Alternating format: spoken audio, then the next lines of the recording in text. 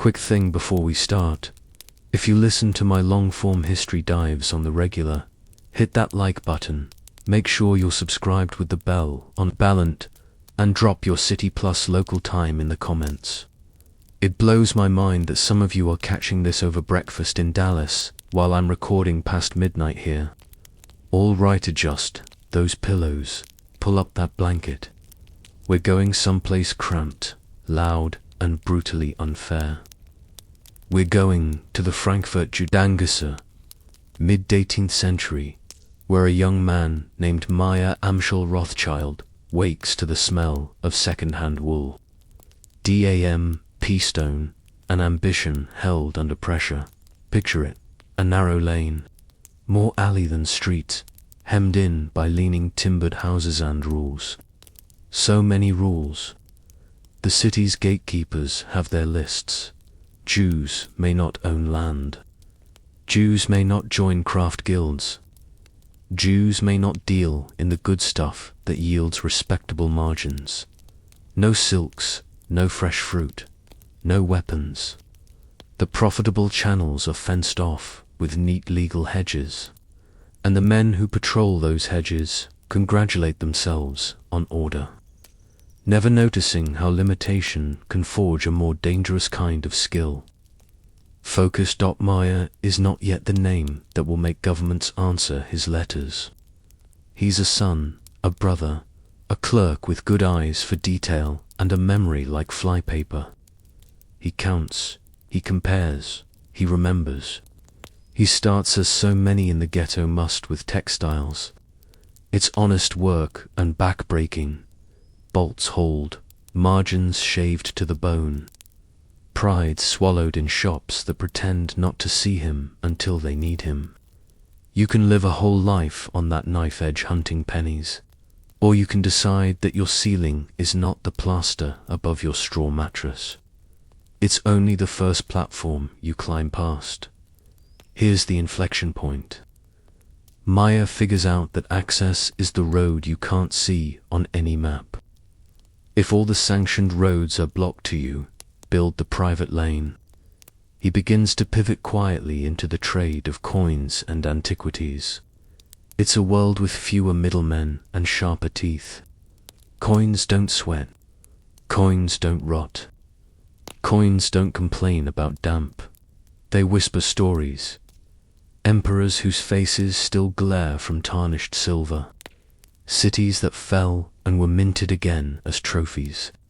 And collectors, especially aristocrats, will pay not for function, but for the feeling of owning time itself. The first break arrives like most overnight successes after years of grunt work. Mayer's eye for authenticity, how a rim wears, how a relief should catch light, how an era forges its imperfections, earns him introductions. Introductions become conversations. Conversations become trust. Eventually, trust becomes appointment. Court agent to Prince William of Hesse-Kassel, one of the wealthiest men in the patchwork quilt of German principalities. Pause and just sit with that inversion. A young Jewish merchant from a street where residents can't legally widen their own doorways now curates treasure for a prince who can summon regiments with his pen. When history bends, it often starts with a paperwork change. The job title court agent sounds ceremonial. It isn't. It's logistics with velvet gloves. The prince wants coins, art, rarities. He is not going to haggle in the market. That's Mayer's lane. Locate, verify, acquire at the best possible price. Present to the court with an inventory, a valuation, and a smile that reads, "I solved your problem yesterday." Here's where the story takes on the flavor that will define a dynasty. The study of edges. Every formal market casts off informal shadows. In that half-light where law, custom, and speed collide, fortune compounds. The spread between what a thing can be acquired for and what a status-conscious buyer will pay is no longer a side benefit. It becomes the engine, the commission for a job well done. That's the visible tip. The invisible layer, the difference captured by anticipating what a powerful client will want, and having it in hand, is where the real numbers stack. Let's talk skills, because none of this works without craft. First, information. Not gossip, signal. Who's liquid this month? Who needs to sell to cover a different embarrassment? Which courier routes are slow, and which hit the city gate before dawn? Second, risk. When you spend before you're paid, you're underwriting the outcome with your own name. That forces discipline. No fantasy valuations, no romantic purchases, no buying a story because it's pretty. Third, presentation. Aristocrats don't buy coins. They buy confidence that the coins are, in every relevant sense, correct. By the early 1780s, Mayer isn't just working. He's compounding. Wealth starts to behave like a second employer, quiet, relentless, emotionless. The prince moves him from procurement toward management. Imagine the social whiplash. Yesterday you were barred by rule and sneer from joining a craft. Today you allocate capital for a German princeling, but money alone doesn't turn a merchant's family into a dynasty. Money is a store, power is a network, and Mayer has 5 sons. Most families worry about what schools their kids will attend. Mayer worries about where in Europe those sons can build non-overlapping influence with perfectly overlapping loyalty. The insight is part chessboard, part blood vow. The path to safety runs through geography. If one city burns, another survives. If a regime turns ugly, a sibling in a different jurisdiction can move assets before assets become forfeitures. And above all, information must flow faster inside the family than it does outside. Here's the pitch those sons will hear for the rest of their lives. Sometimes spoken, more often implied. We don't compete with each other. We complete each other. Frankfurt remains the hearth. Vienna, Naples, Paris, and London become the spokes. The arrangement is not a franchise. It's a circulatory system. Each house keeps books. The family keeps promises. If you're imagining those early dinners as warm scenes of universal agreement, you've never run a family business. Ambition doesn't vanish because brothers hug. It's corralled, aligned, given targets that reward cooperation over cannibalization. The contract is cultural before it's legal. We share intelligence. We resist the urge to leak. We accept that a win in Paris is a win in Frankfurt, even if Frankfurt didn't close the deal. That mindset will be their secret rail line long before countries lay their iron rails.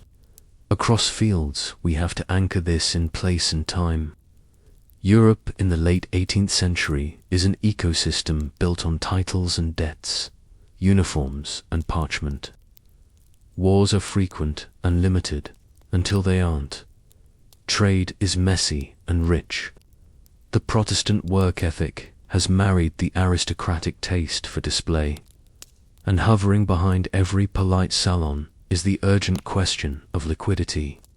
Who can move value from where it is to where it must be fast, discreetly, and without embarrassing the client? You can guess who's drawing up the invoice, but even the sharpest eyes can't see around every corner. Across the Rhine, a fuse has been lit that will redraw maps and melt old assumptions down to slag. The French Revolution is less an event than an era, and its aftershocks will eventually produce a Corsican with a genius for artillery and administration, Napoleon Bonaparte. The wars that follow will churn Europe into a rolling experiment in logistics. Gunpowder and grain win battles. Credit wins wars. The stage is set for a family whose comparative advantage is velocity of information, of trust, of capital. Before we throw open the door to 19th century thunder, linger once more in the because the romance of origin stories can smother the reality. This wasn't fate. It was choice stacked on choice. Mayer learned a market no one taught him because the schools open to him didn't teach the markets that mattered. He cultivated relationships with people who, in other rooms, doubted his right to sit. He balanced piety and pragmatism, community expectation and personal ambition. He risked his own reputation on his own calls. And he taught his children that the family name was not a trophy to polish. It was a tool to use well. One last sensory note before we go. The ghetto at dawn. A cold iron skillet, a whispering prayer, a mother smoothing a sleeve, a boy tying a parcel with thin twine, a man checking a purse twice before he leaves. None of them know that 3 centuries from now, strangers on the internet will throw the family name around like a spell. None of them know how many times fortune will flip the table. They know only this: the day has begun, and opportunity keeps bankers hours. Be early. Next episode. We sail to London with the third son, Nathan, who will turn £20,000 into a legend. Stack profits 3 high through supply chain judo, and discover that in wartime, the shortest distance between 2 prices is a man who isn't afraid to move at night.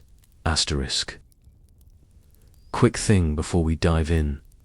If long form, no BS history is your jam, hit like. Make sure you're subscribed with notifications on, and tell me your city plus local time in the comments. I read those. It's wild seeing Phoenix 6:12 a.m. stacked under Boston Novi edozier.m and Honolulu 3:12 a.m. while I'm recording past midnight. Okay, get comfortable. Adjust the pillows. Because, where we're going, the air tastes like coal smoke and damp cotton. And the only thing sharper than the profit margins are the elbows in the London Exchange. Nathan Mayer Rothschild arrives in England with a suitcase that looks suspiciously like a declaration of intent. London in the late 1790s is the world's switchboard. Ships clog the Thames, bells ring along the wharves, and the city, those few dense square miles, hum with the click of ledgers and the rustle of paper that will become ships, rails, factories, and empires. To everyone else, it's a maze. To Nathan, it's a chessboard. And he didn't cross the channel to play checkers. He lands with roughly £20,000 serious capital for a young man. But in London's hierarchy, still new money, foreign name. Let's see if he lasts winter. He reads the room and refuses to cosplay respectability. No affectation, no borrowed accent, no desperate need for the established houses to like him. He doesn't need their table if he can build a better kitchen. The obvious play would be to slide straight into banking. His father is Mayer Amschel Rothschild. After all, but obvious plays are for men hoping to be tolerated. Nathan wants to be necessary. He scans the city like an appraiser runs a lamp over old silver, looking for hairline cracks that hint at value. He finds his wedge in cotton and dye. Here's the genius. Most merchants make one profit. They buy raw stuff. They sell raw stuff.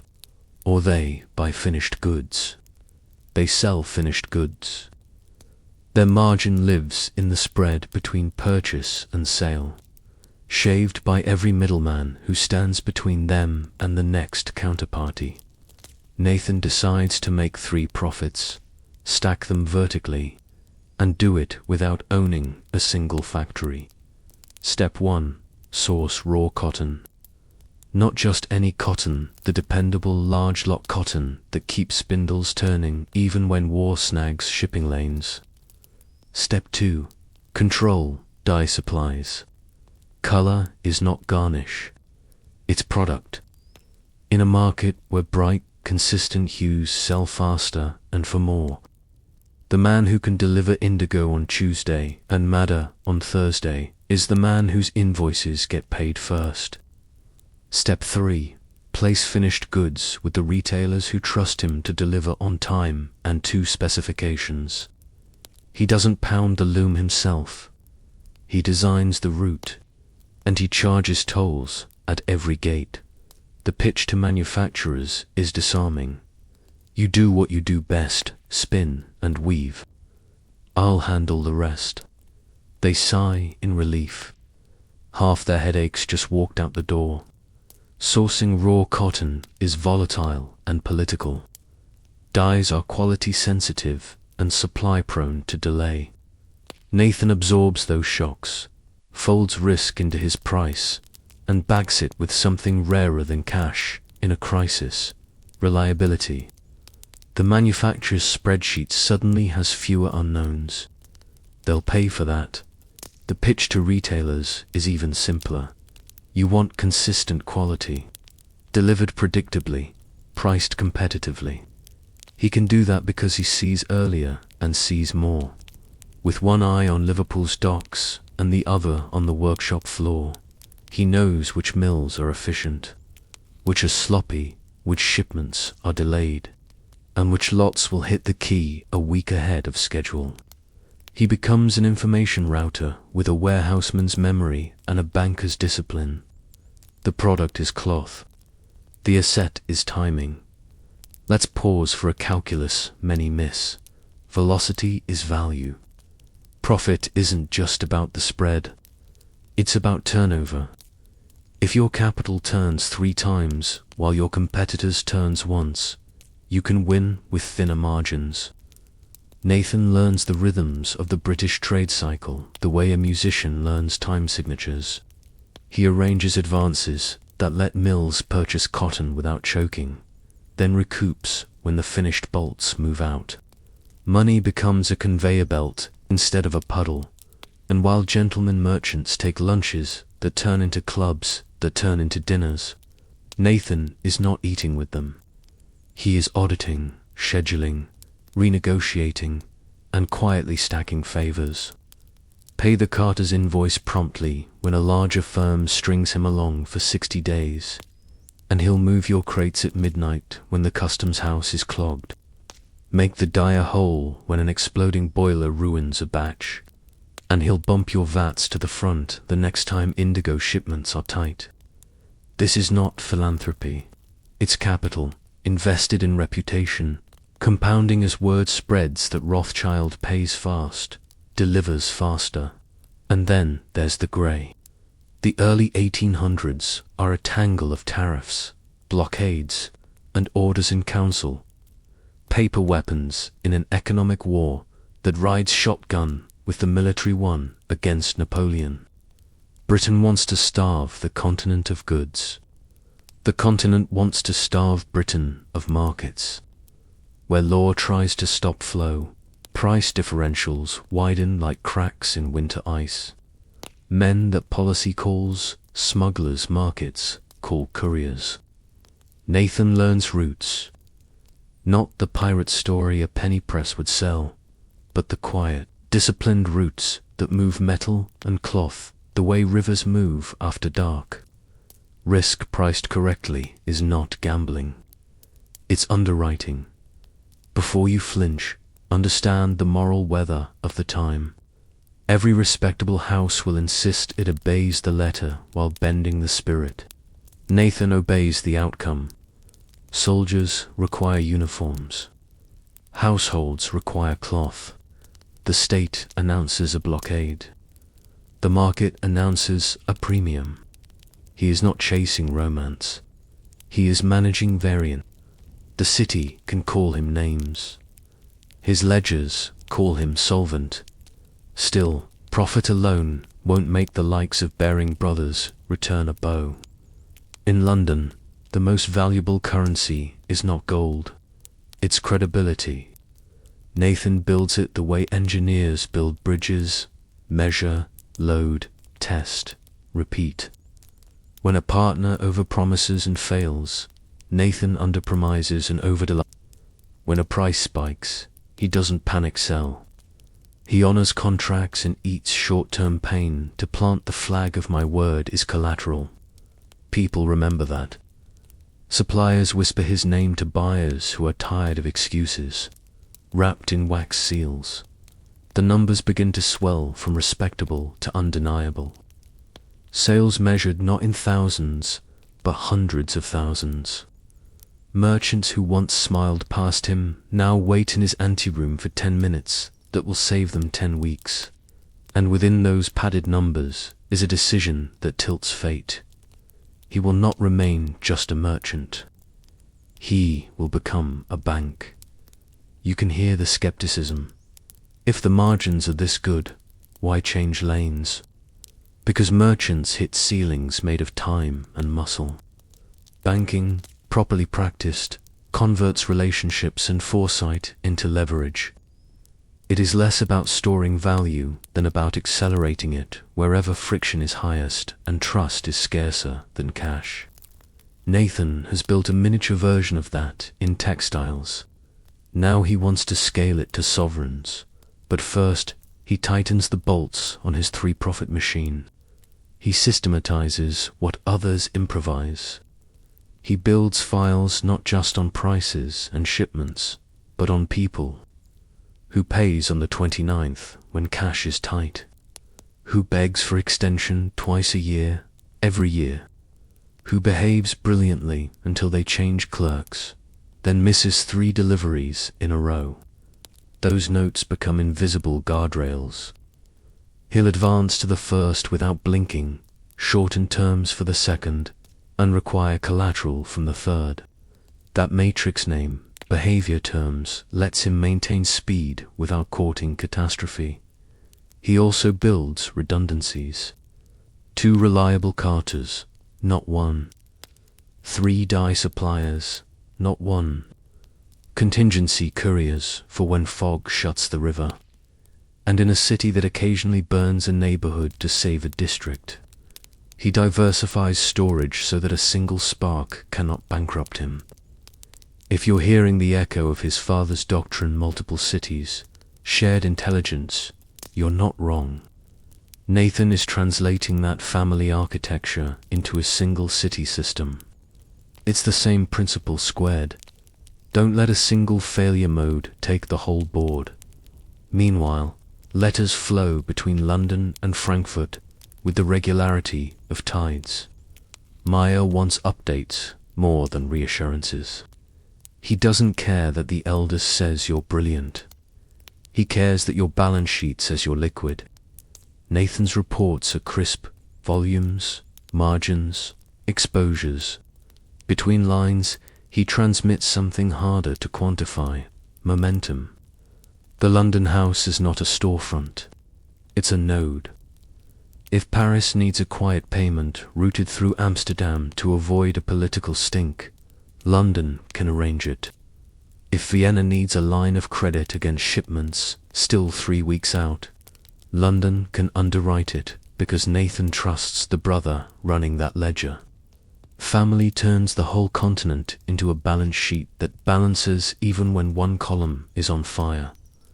Let's get tactile for a minute. Walk the wharf with him on a winter dawn. The river breathes fog. The cranes creak like old knees. Sailors curse in 5 languages.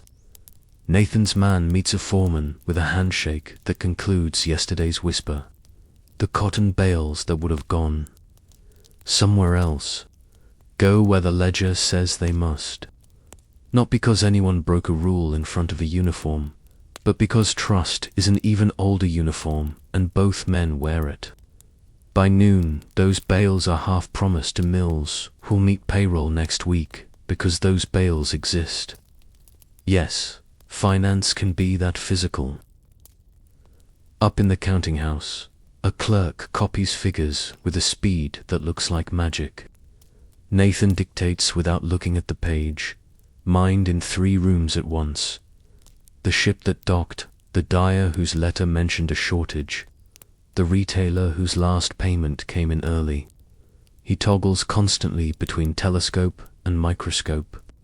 See the tide. Inspect the plank. He doesn't micromanage because he distrusts. He micromanages because he knows momentum is a liar if your bolts are loose. And still, he doesn't forget how quickly a sure thing drowns. When war squeezes shipping lanes, insurance rates jump. He doesn't whine. He prices it.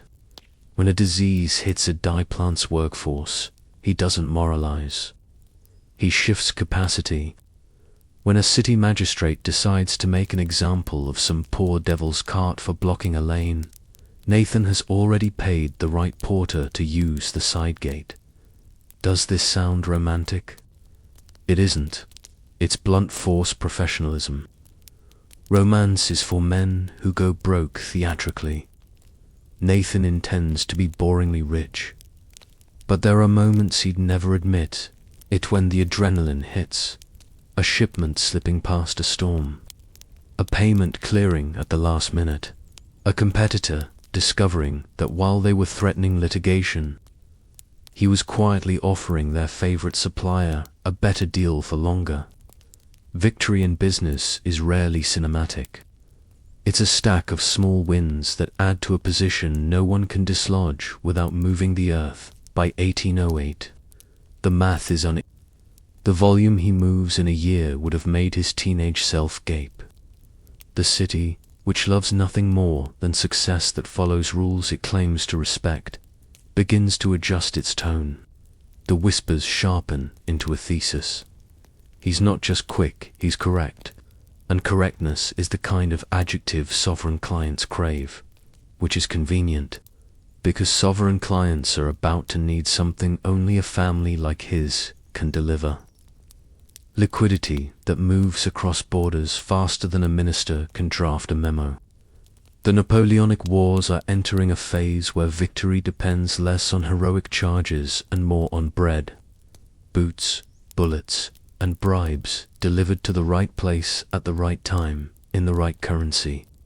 Bureaucracies, bless them, will drown trying to fill a canteen.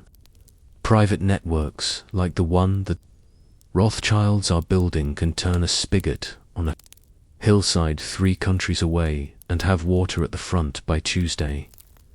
Nathan isn't there yet, but he can feel the pressure gradient building. His textile business gave him a laboratory, master supply chains, price risk, pay first, collect later, move information inside the house faster than rumors can move outside. Banking is the same physics applied to sovereign scales, with the added requirement that you be both discreet and deniable. As his father would say, if you've proven you can move cloth that no one else can move, you've proven you can move coin that no one else can move. So he begins to tilt the portfolio. Fewer hours on bolts and lots, more hours on bills and balances. He deepens relationships not just with merchants, but with ministries. He doesn't pitch himself as a wizard. He pitches himself as a plumber. Your pipes are clogged by politics. I can make them flow again. No one likes a wizard until they need a trick. Everyone likes the man who fixes the leak. Before we close, a story that tells you more than any table of figures. A retailer misses a payment, not by a day, by weeks. A lesser man sues to prove he's serious. Nathan calls, not to threaten, but to ask what broke. The answer is mundane. A landlord tightened terms. A shipment was delayed. A payroll had to be met to keep staff from walking. Nathan resequences debt, shortens one fuse, lengthens another, and ties the retailer to him with a knot more secure than a contract: gratitude. The retailer will talk.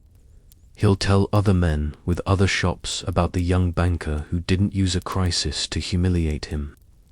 That story will earn Nathan a dozen new accounts whose payments will dwarf the concession he made. That is compounding in its most human form. If you're keeping score at home, you can see the silhouette of what's next. A nation is about to need French coins while waging war against France. An army is about to balance across a river of logistics where one collapse would drown the whole campaign. And in London, a man who learned to make 3 profits where others make 1 is about to make the most important decision of his life. Step from merchant's genius to banker's legend.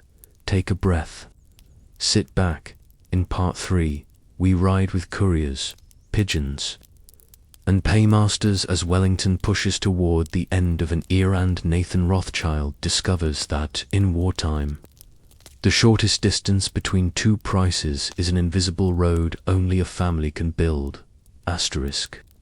Quick thing before we roll. If you're deep into this kind of long-form, detail-rich history, hit like, subscribe, and drop your city plus local time in the comments. It's always wild seeing Cleveland 8:41 p.m. stacked under San Diego 5:41 depois do meio-dia, while I'm recording past midnight. All right, settle in, adjust those pillows. We're going to the age when cannon smoke tasted like metal in the back of your throat, and the fate of armies depended on the quiet work of men who moved money faster than ministers could move a pen. The Napoleonic Wars are not one war. They're a weather system. Pressure fronts of power roll across Europe, flooding valleys with conscripts and credit.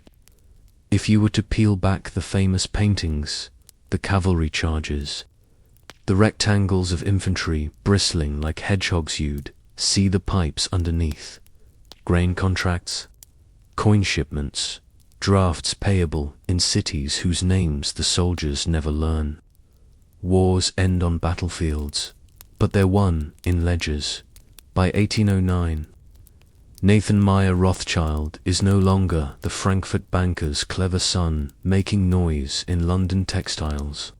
He's a man the city speaks about in practical tones. He delivers. That verb so clean, so boring will become his legend. And Europe is about to present him with a problem so hard, so riddled with friction, that solving it will convert a merchant prince into a banker, whose name lives in footnotes and folklore alike. Let's set the board. Britain has been fighting Napoleon longer than anyone has had patience for. The Peninsular War, think Spain and Portugal. A guerrilla swamp for French manpower has become a bleed that no grand speech can stop her. Enter Arthur Wellesley, the man who will become the Duke of Wellington. A commander with the temperament of a cautious surgeon and the nerve of a cliff diver. He's good at 2 things that matter: making plans that work, and refusing to throw lives at plans that don't. The British government entrusts him with pushing French forces out of Iberia, and eventually, if the winds of war shift carrying the fight onto French soil, here is the dullest sounding crisis that almost killed the campaign. Currency. In enemy territory, you cannot buy bread with patriotism. You cannot pay guides with British pounds when locals demand francs. You can, of course, try to requisition supplies at gunpoint, but do that long enough, and your supply lines become a string of ambushes. Wellington understands this with the clarity of a man who has marched hungry troops before. If you want an army to move like a knife, you pay cash in the money that spends. Britain can print orders. It cannot print French coins, converting British wealth into usable cash, on time, in the right denominations, in the middle of a war.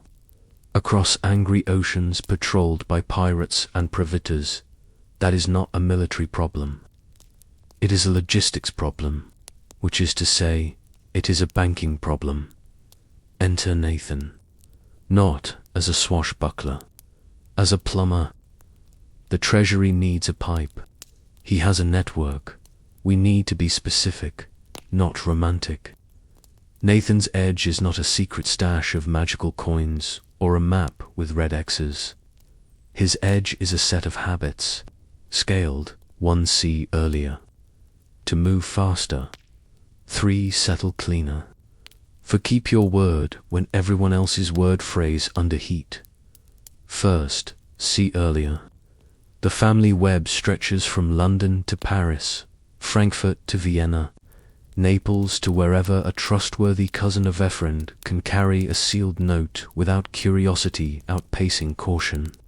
Letters cross borders in duplicate and triplicate, routed redundantly like modern packets on the internet. Couriers on carefully chosen horses change saddles at inns where the keeper's nephew has been tipping off the house for years. And yes, carrier pigeons bred to home across familiar skies, cut hours off short hops when hours matter more than dignity. Information moves inward before it moves outward. The family often knows what a ministry is discovering. Second, move faster. Faster in 1813 is not a metaphor. It is a horse that leaves at 4 in the morning, instead of 7 because the handler was prepaid.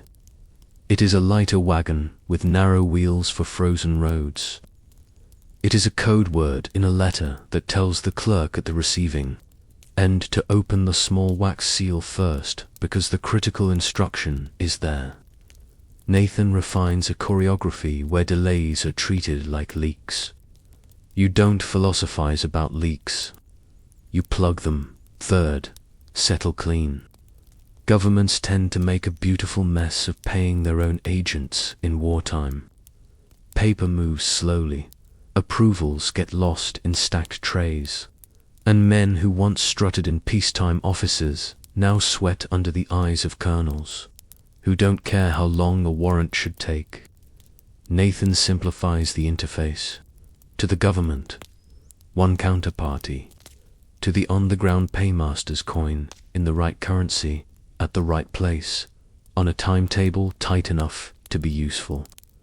Between those two faces sits a man who turns complexity into a single phone call. They don't have phones yet. You get the idea. Fourth, keep your word. This is the one virtue customers cannot buy from the market. They can only rent it from the few who possess it. Nathan cultivates a reputation for honoring terms even when the wind shifts. When weather sinks a ship, he pays what he promised on the insurance and fights over the salvaged cargo later. When a partner's delay forces a schedule change, he explains without pleading and delivers without dramatics. The army learns to plan around him not with hope, but with confidence. That is priceless. Here's the operation in one simplified line. Acquire gold where it sits. Move it safely. Convert it into French coin discreetly.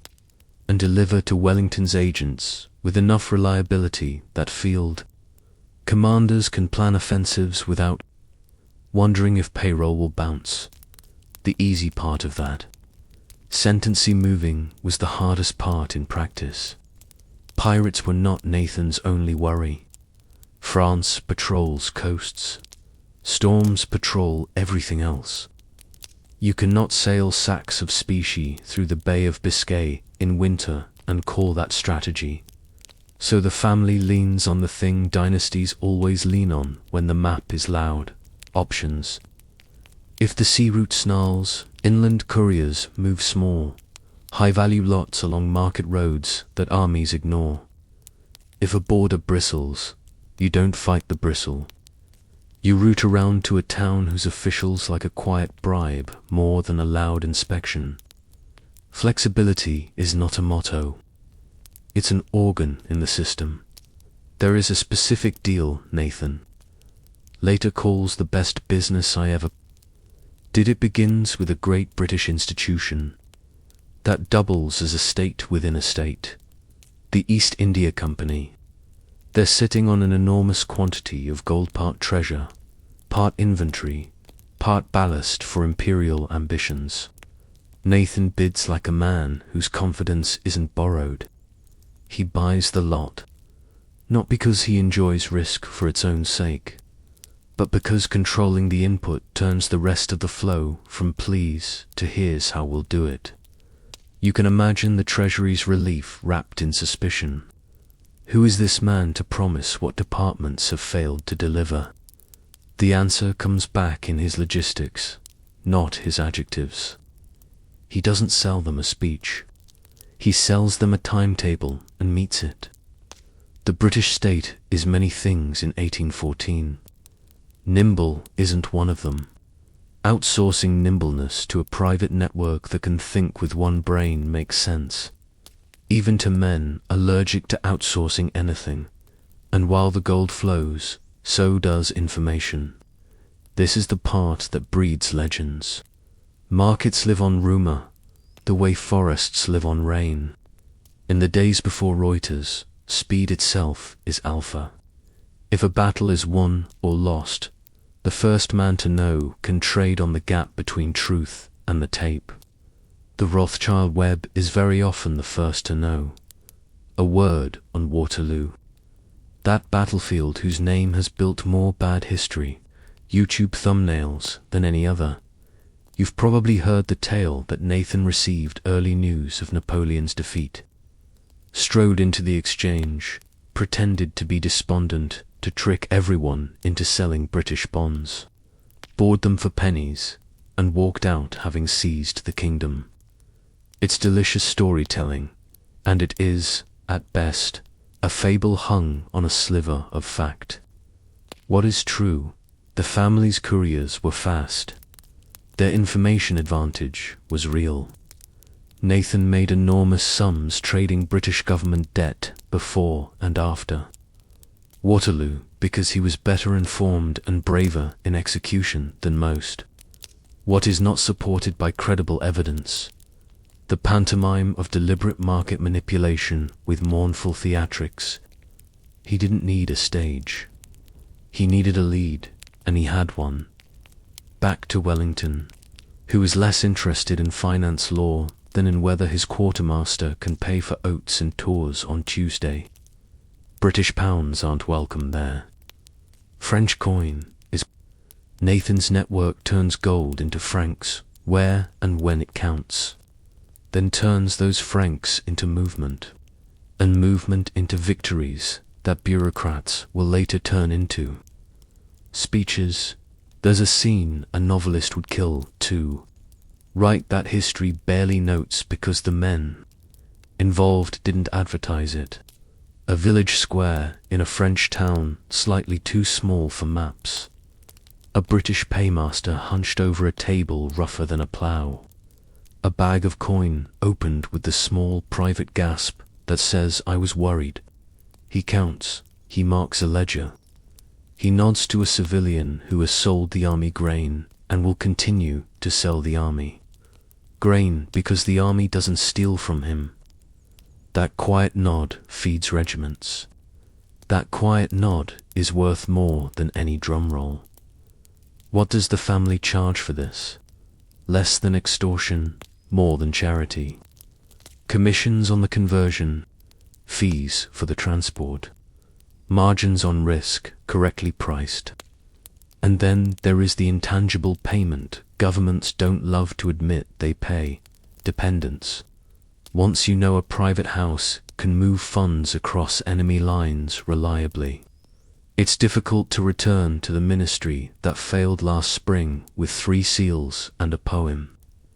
The Rothschilds understand that the most valuable product a banker sells is not money. It's competence. Inside the London counting house, the rhythm becomes a music of its own. Messengers arrive with hands inked by cold. Clerks dry letters by the fire and crack seals with a ritual that looks like sacrament. Outer seal routine. Inner seal sensitive. Wafer urgent.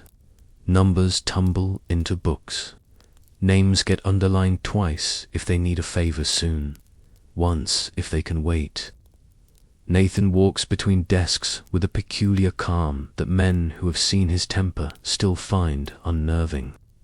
He can boil when someone confuses speed with sloppiness. But mostly he manages intensity with the evenness of a man who knows panic eats. Margins beyond the exchange where men with good coats and worse opinions argue the future price of money. Nathan is assembling something far more durable than a single victory, a brand, not the fluff of slogans. A brand in the old sense, like a blacksmith's proof on iron. Rothschild will come to mean this gets done. In sovereign finance, that stamp is oxygen. Cabinets change, policies tilt, committees argue. The man who solves remains the man you call. It's worth pausing to see how this changes the family internally. The original doctrine: 5 houses, 1 interest matches, under stress.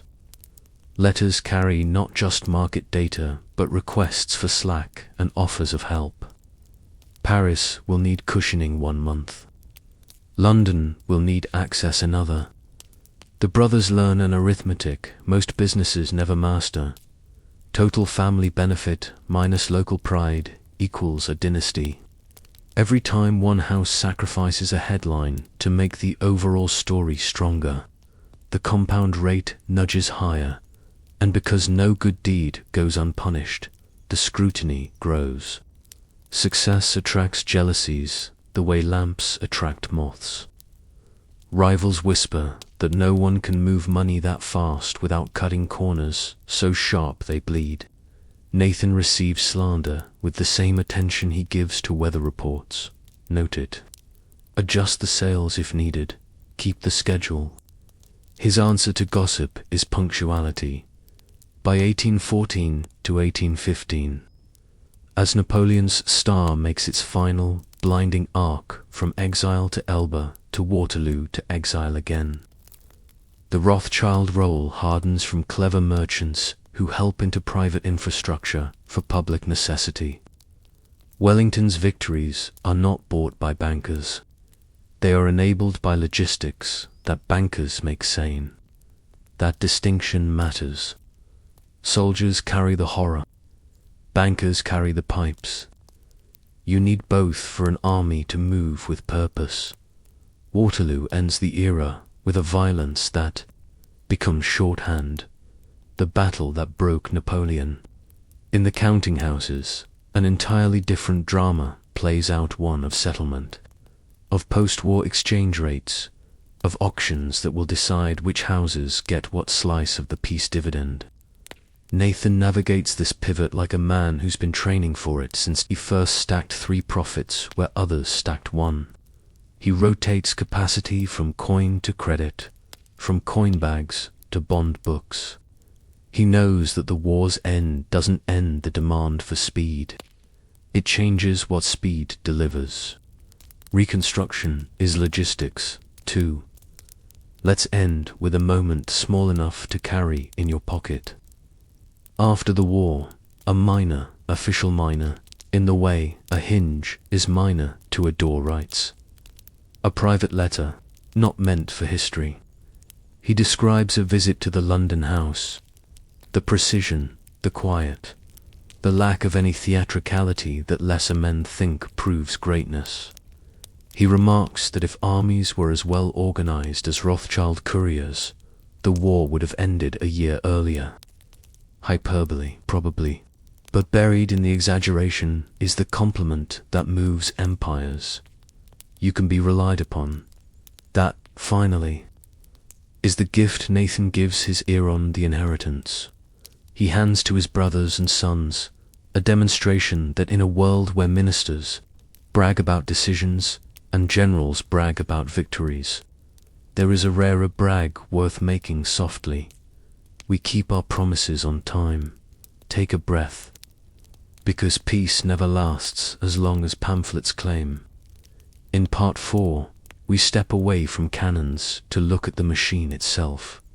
how 5 banking houses across 5 capitals operated as a single organism, governance without boardrooms, coordination without telegraphs, and the subtle family compact that kept competition out and information in.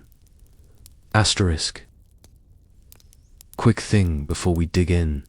If you're loving this long-form ride, tap like, hit subscribe with the bell, and drop your city plus local time in the comments. Still wild to see Houston set 3 p.m. next to Seattle 5:03 p.m. while I'm recording way past midnight over here. Now settle in, adjust those pillows. We're stepping behind the battlefield paintings and into the machine room.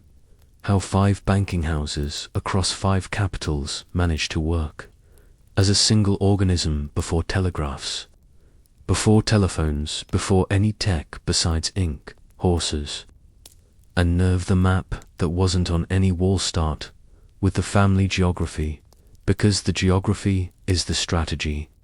Frankfurt is hearth, an archive, the family's memory palace. London is the turbine, the place that spins credit into motion for an empire that measures itself in tonnage and ton-miles. Paris is the continental valve where tastes, politics, and the capital needs of courts and ministries mingle in salons and in smoky back rooms. Vienna is the imperial hinge, conservative cash, court etiquette, and the habit of paying slowly but surely. Naples is the southern gateway, Mediterranean roots, royal courts that love spectacle and need money to pay for it. Draw lines between those cities, and what you have is not a network of branches. You have a circulatory system. Each organ performs distinct work. The blood, information, and credit flows in loops that never truly stop.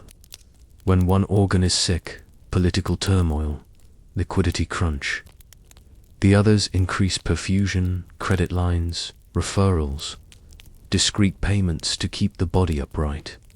But none of that works if the neurons aren't firing. The neurons are letters, ink, seals, and redundancy. The internet of paper the family wrote like lives depended on it, because they did. Not literary letters. Operational letters. Mourning bags with price grids. Bullion quotes. Bills of exchange, discounts. Bond yields. Exchange rates between sterling, francs, florins, and ducats, scrawled by a clerk who could add a column with one eye and fend off a solicitor with the other. Midday pigeons for short hops, carrying a line or two in a code simple enough to memorize, but tricky enough to confound a curious innkeeper. Evening couriers with double-sealed packets, outer seal for ordinary traffic, inner wafer for instructions that would embarrass a finance minister if read aloud. Every critical message traveled redundantly. If one courier's horse broke a leg, a second rider on a different road carried the same orders. If fog grounded boats on the Rhine, a mule train took a ridge path the army ignored. When you live by time to signal, redundancy is not luxury. It's law inside each house. Copying clerks created fair copies of outgoing letters and entry abstracts of incoming post, indexed by counterparty, topic, and urgency. Picture a wall of pigeonholes, literal ones where slips marked F's, bullion, ronks, consuls, private, and family sorted the river into channels. It looks quaint until you realize this is a low-latency router built out of oak and discipline, governance. Without boardrooms, here's the bit modern MBAs struggle with. There was no quarterly board of directors vanilla agenda meeting. Governance was a moving target achieved by constant conversation and a few hard rules that everyone understood. Rule 1, one family, many ledgers. Each city kept its own books and P and L, but on any material transaction, the family interest superseded the local bonus. If London could make 1% by starving Paris of liquidity today, But the family could make 3% by feeding Paris and winning a ministry mandate next quarter. London fed Paris. This sounds like altruism. It is compound rate math. Rule 2. No lateral competition. If a sovereign knocked in Paris for a loan, Vienna didn't whisper a better rate behind the arras. Houses could propose alternate structures, maturity ladders, sinking funds, collateralization tweaks. But competing on price against your brother was heresy. Disagreements went uphill to Frankfurt, where the elder's desk lamp burned later than anyone's. Rule 3. Data in, ego out. Letters carried not just quotes, but postmortems. Lost a discounting opportunity in Amsterdam. Paris wrote what went wrong. Won an FX arbitrage in Antwerp. Paris wrote what went right. Nobody punished honest error. Everyone punished opaque error. The fastest way to lose influence was to go silent. Rule 4. The family council exists everywhere. There were formal gatherings Passover in Frankfurt, often doubled as a capital planning summit, but the real council met daily by courier. You didn't put agenda at the top of the page. You wrote, "We can place 3 million at 5% only if London stands behind the call. Option confirmed by Thursday's post." Governance was decision velocity plus reciprocal exposure, not mahogany table rituals. The product trust. Wrapped in paper, what did they actually sell? Not money. Money is a byproduct. The products were bills of exchange that could be discounted. On site because the signature read paid on time. In 5 cities for 10 years. Placement. Powered the ability to syndicate a sovereign. Loan across a web of investors. Who'd buy because Rothschilds led the book. FX certainty, deliver francs in Bordeaux Tuesday against sterling, Friday in London. At a rate fixed today, no drama.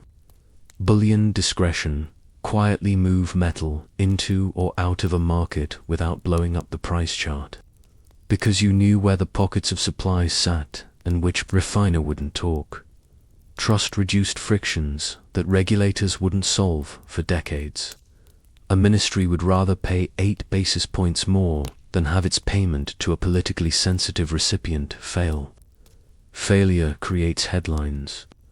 Rothschilds shipped certainty, the machine's cogs, people, procedures, pressure, relief, the clearing clerk. Every house had at least one whose intuition was inhuman. He'd glance at a stack of bills from Lion and say, "These 3 smell wrong." Not magic, handwriting pressure, paper weight, signature cadence. Banks hire models today to score risk. The family hired noses. The discount table, on a shelf, the day's rates at which respectable houses would buy paper of varying tenors from various names. Updating it was a ritual. A clerk who miscopied a digit got an audience he never wanted. The margin ledger, not securities margin, reputational margin. Next to client names, a column of favors granted and favors received, soft power tracked like interest. A minister who pushed a subscription their way earned leeway when his payment ran 2 days late. A merchant who squeezed them on a rate found his future lines shortened. The ledger taught gentlemanly behavior without ever raising a voice. The error kill switch. Mistakes happen. Cascades kill. If a courier arrived with news that invalidated a morning instruction, houses had the authority to freeze a sequence and eat a small loss to prevent a larger one. The letter template felt clinical. Stop, sequence B. Execute C at market. Explain to client at 4. Shame was reserved for delay, not for taking decisive medicine. Code, couriers, and cover secrecy wasn't cloak and dagger. It was operational hygiene. The family used code words for counterparties and projects.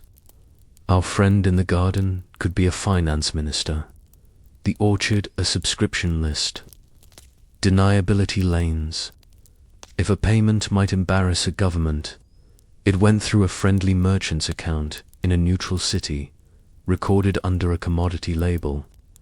The ledger might read wool, and in a technical sense, it wasn't lying. Money is the wool of politics. Courier selection, like casting a play. Some looked forgettable, their superpower. A few looked important decoys. Routes alternated predictably only to the family. Arbitrage. That wasn't just numbers. Arbitrage today evokes screen glow and microseconds. Back then, it was boots and breath. Calendar arbitrage. Settlements in different cities closed at different times. If Paris closed books before a rumor matured in Vienna, Paris could buy what Vienna would misprice tomorrow morning. Geography arbitrage. Grain prices spiked on one river and slumped on another. A bill drawn against grain in a slumped market was cheap collateral there, but solid value in a hungry city. The family didn't always move the grain. They moved the claims on it. Policy arbitrage. When a government signaled an upcoming tariff, local houses froze. The Rothschilds didn't. They mapped who would be short, then structured pre-tariff purchases with post-tariff delivery, pricing in both the legal risk and the political wink. Crisis as classroom, 1820s, 1830s, post-Waterloo Europe wasn't calm. It was rearranging. Debt overhangs, reconstruction needs, ministries trying to look prudent while begging discreetly. The family's five-house architecture proved what war had hinted, scale without sprawl. Because they shared a surname and a standard of behavior. They could run big books with small teams, moving quickly where bureaucracies froze. They bound that agility to reserves discipline. Every house kept bullion and liquid bills beyond what napkin math required. Why? Because the family didn't aim to be almost always right. They aimed to be always solvent. When confidence wobbled, counterparties sold to the man with ready cash. That man was the one who had spent 5 years being called overcautious. The family had no interest in being the cleverest if cleverness left them dry on Thursday. Marriage, manners, and the quiet constitution. There were marriages that doubled as alliances, not for gossip columns, but for continuity. These were not mergers so much as latency reducers. You don't need 2 meetings when 1 breakfast will do. Manners weren't decor. They were contracts. A Rothschild kept appointments like payments. If you were promised 11 o'clock, you were seen at 11 o'clock. If a junior clerk greeted you by name and remembered your last child's illness, that wasn't creepy. It was on purpose. The houses ran memory as a service. Clients paid for it without ever seeing a line item. Sovereign deals. The book built itself when a government needed a loan. The family could underwrite a portion, signal confidence. Lead a syndicate call in favors from investors the way a maestro summons strings. Design a coupon, maturity structure that matched both the government's, politics, and the market's appetite. Too long, and opposition cries, mortgaging the future. Too short, and cash flow panic. The family found the Goldilocks zone. Placement wasn't a cold call sprint. It was harvest years of planting dinners, confidences, quiet rescues. When they circulated a subscription list, it wasn't a question. It was a gentle declaration. We are doing this. Investors subscribed because they wanted access to the next list. That's the upstream advantage of a brand you can't fake. Risk-priced. Not denied, they maintained a small set of questions that governed yes, no. Can we price the politics? If a ministry might fall within weeks, rate the risk. If the country might implode, walk. Do we own the clock? If timing depends on 3 committees and a festival, pass. If timing depends on our couriers, proceed. Is our withdrawal graceful? Never enter a deal without a dignified exit that doesn't hemorrhage trust. What does this do to the family ledger?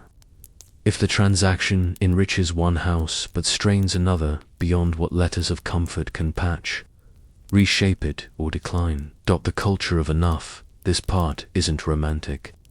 It's surgical. The family prized duration over drama. That ethic expressed itself as enough. Enough leverage to be efficient, never enough to be fragile. Enough secrecy to protect clients, not enough to attract prosecutors. Enough profit to be respected, not enough to tempt governments to invent reasons to clip wings. The aim wasn't to be untouchable. It was to be indispensable and unexciting in the ways that kept doors opening. A day scene from the inside. It's 7:20 a.m. in London. A runner sets a steaming pot on a desk grooved by years of ledgers. The senior clerk reads last night's Paris Post while the junior copies today's discount table. Nathan steps in without flourish. A messenger rises, already holding out the Vienna packet double-sealed, the inner wafer intact. On page 2, if Naples takes the new terms, have Paris place the first tranche. London to stand for the arrears. If we can take collateral in bullion at Tuesday's fix. Nathan nods once. 2 letters go out within the hour. One to a client who will sleep better tonight without knowing why, and one to a brother who will frown at the rate but smile at the structure. By evening, a carrier pigeon drops on a slate roof in Paris with a single, almost rude line, proceed. That is how an organism breathes. What all this built by the late 1830s? The family had achieved a thing rarer than a fortune. Infrastructure status. Not the kind you can see bridges and rails, but the kind you feel when money moves cleanly and quietly through hostile terrain. Ministers who loathed Jewish bankers in speeches took their calls in private first. Rivals who despised family control borrowed the syndicate list in a pinch. Newspapers mocked, then printed corrections, then came for quotes. That's how institutions ossify into the way things work, one solved, problem at a time, and because history is allergic to straight lines pressure, built again.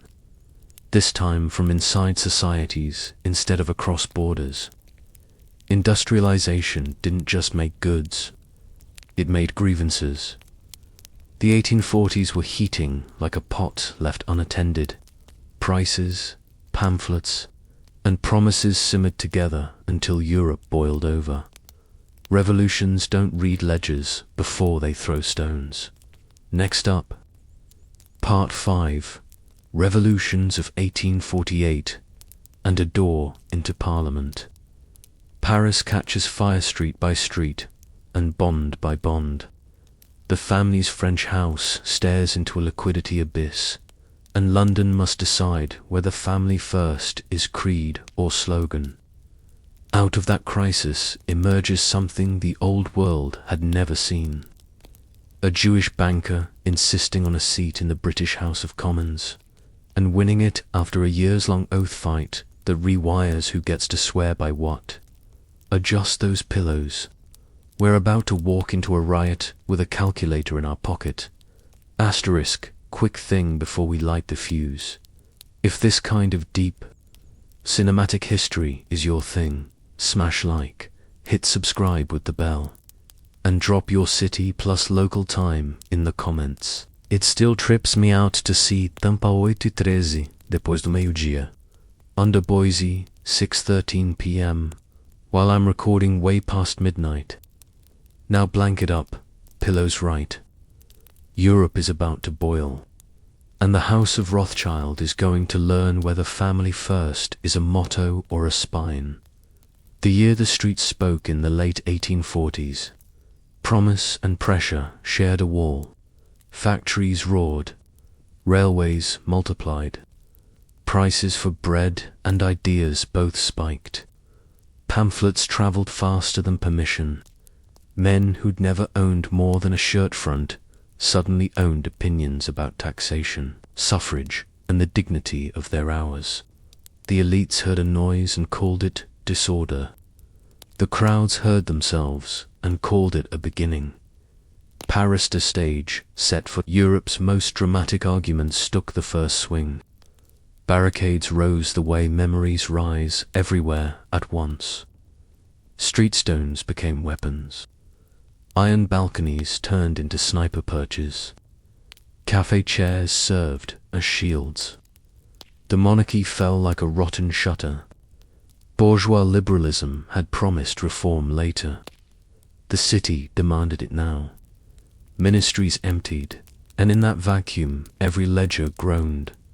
Revolution is cruel to credit. Not because markets are heartless, but because markets are nervous systems. When a government wobbles, cash freezes. Merchants don't deliver. Depositors try to withdraw. Paymasters shrug and say, "We'll see." Even the innocent bill of exchange, the polite paper that sends value from one city to another, feels like contraband in a riot. And while the pamphleteers wrote, the banks counted.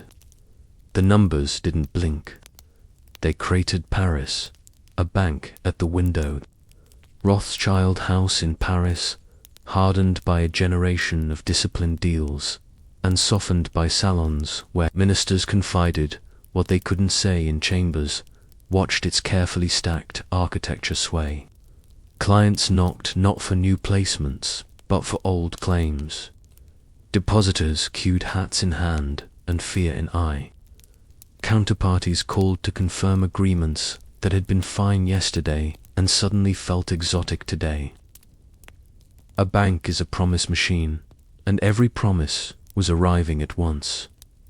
Inside, the partners did what trained people do: triage, then plan. They sold liquid holdings to generate cash without signaling panic. They tightened new credit like a tourniquet. They wrote to London, Frankfurt, Vienna, Naples letters with a tone the family used sparingly. "We need comfort. Now. You can imagine the choice presented in that handwriting across the channel. Let Paris sink or throw London's balance sheet behind it and hope the raft holds. The rational merchant in a vacuum says, isolate the contagion. The dynasty, the one raised on a doctrine older than any single ledger, says, we don't lose an arm to save a shirt. London, the meeting no newspaper got to attend. Lionel de Rothschild, Nathan's son. By now, a man with a profile cut from the city's stone called a meeting that had exactly the right number of chairs, enough to decide, not enough to leak. They laid out the exposures with the unemotional precision of surgeons, loans out, deposits in, maturities clustered like storm clouds, political risk drawn as a thick red bracket labeled Republic, maybe. Someone in that room there is always one made the prudent case. We can survive Paris falling. We cannot survive London falling because we tied our fate to their riot. The argument was math. Lionel's reply was math plus myth. Frankfurt taught us that our name is a single instrument played in 5 keys. We either play it or we're just local merchants wearing the same ring. Decision, support, Paris, quietly, aggressively, elegantly. The package wasn't a single ribbon-wrapped bag of coin. It was a choreography. Liquidity lines opened, disguised as ordinary in-house accommodation. Bills of exchange drawn on London and Frankfurt were pushed into the Paris market via friendly houses to signal, "We believe in this bank enough to be on the other side of your fear." Syndicate whispers went out. If you've ever made money on a Rothschild book, now's the hour to return the courtesy by their bills, roll their lines. Keep your head. You don't stop a run by shouting, "Don't run." You stop a run when depositors see that opening your vault isn't a death sentence. For 3 weeks, that felt like 3 winters. The Paris house made good sometimes by minutes, sometimes with a show of coin on a counter that wasn't actually the last bag in the cellar, but might as well have been. Confidence is theatre. Solvency is backstage. They played both to the last row. It worked not perfectly, not without scars, but enough. The bank didn't shutter. Some clients defected. Others became loyalists for life. And the family learned, again, that reputations compound when you defend them with cash instead of adjectives. The price of being useful, survive a revolution as a bank, and you earn something more dangerous than applause: attention. The public wanted a villain, and financiers wore the simplest costumes. The press some honest, some opportunistic ran hot. Cartoonists developed a strange talent for noses and coins. But even the angriest minister understood a grim arithmetic. Railways don't build themselves. Deficits don't cuddle into balance because a crowd sang a song. The family responded the way they always did when rumor tried to become fact. They kept operating. They didn't sue the papers. They paid the coupons. They didn't convene moral tribunals. They convened subscribers. Everyone with a serious checkbook saw the difference. The noise stayed noised at. The door that had never opened while Paris smoked. Lionel set his eyes on a different blaze. Westminster. Consider the timeline. Britain had spent the first half of the 19th century tinkering with who counted as a political adult. Catholics emancipated, dissenters tolerably tolerated, property qualifications edged toward sanity. But the House of Commons clung to a tradition disguised as theology. If you wanted to sit, you swore a Christian oath with Christian wording on a Christian text. It wasn't law dressed as religion. It was gatekeeping with a hymn. Lionel believed 2 things at once.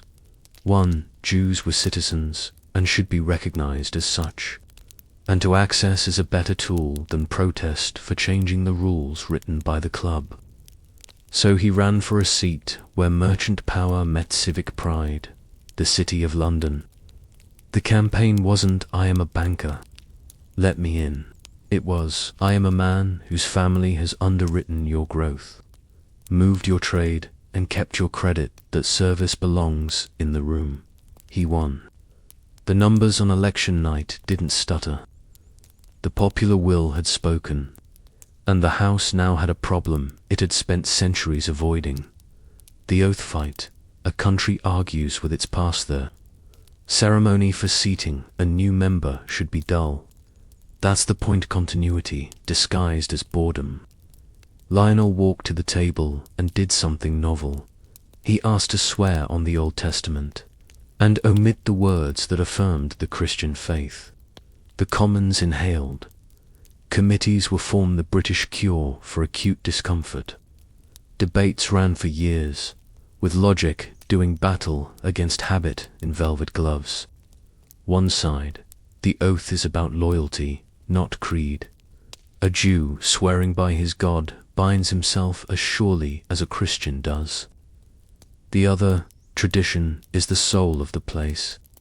Change the words and you chip the institution, while gentlemen thundered. Lionel practiced the patience of a man who had survived subscription lists and panics. He didn't burn down the door. He knocked, daily, with case law and comrades. He cultivated allies who could afford to be brave because a respected man stood to benefit. He funded newspapers that argued the Constitution could handle being constitutional. He became, in that long British way, inevitable.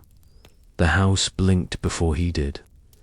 They changed the formula, carving space for conscience without toppling the rafters. Lionel took his seat with a Bible his ancestors had kept near the Sabbath lights and swore a loyalty that had never been in doubt. For the Rothschild story, the moment was more than symbolism. It was jurisdictional.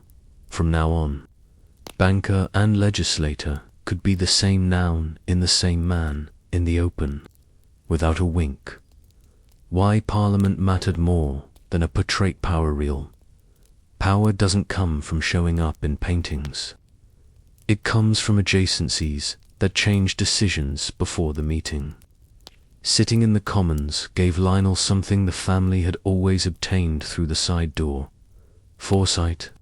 He could hear the shape of a tariff before the tariff had a name.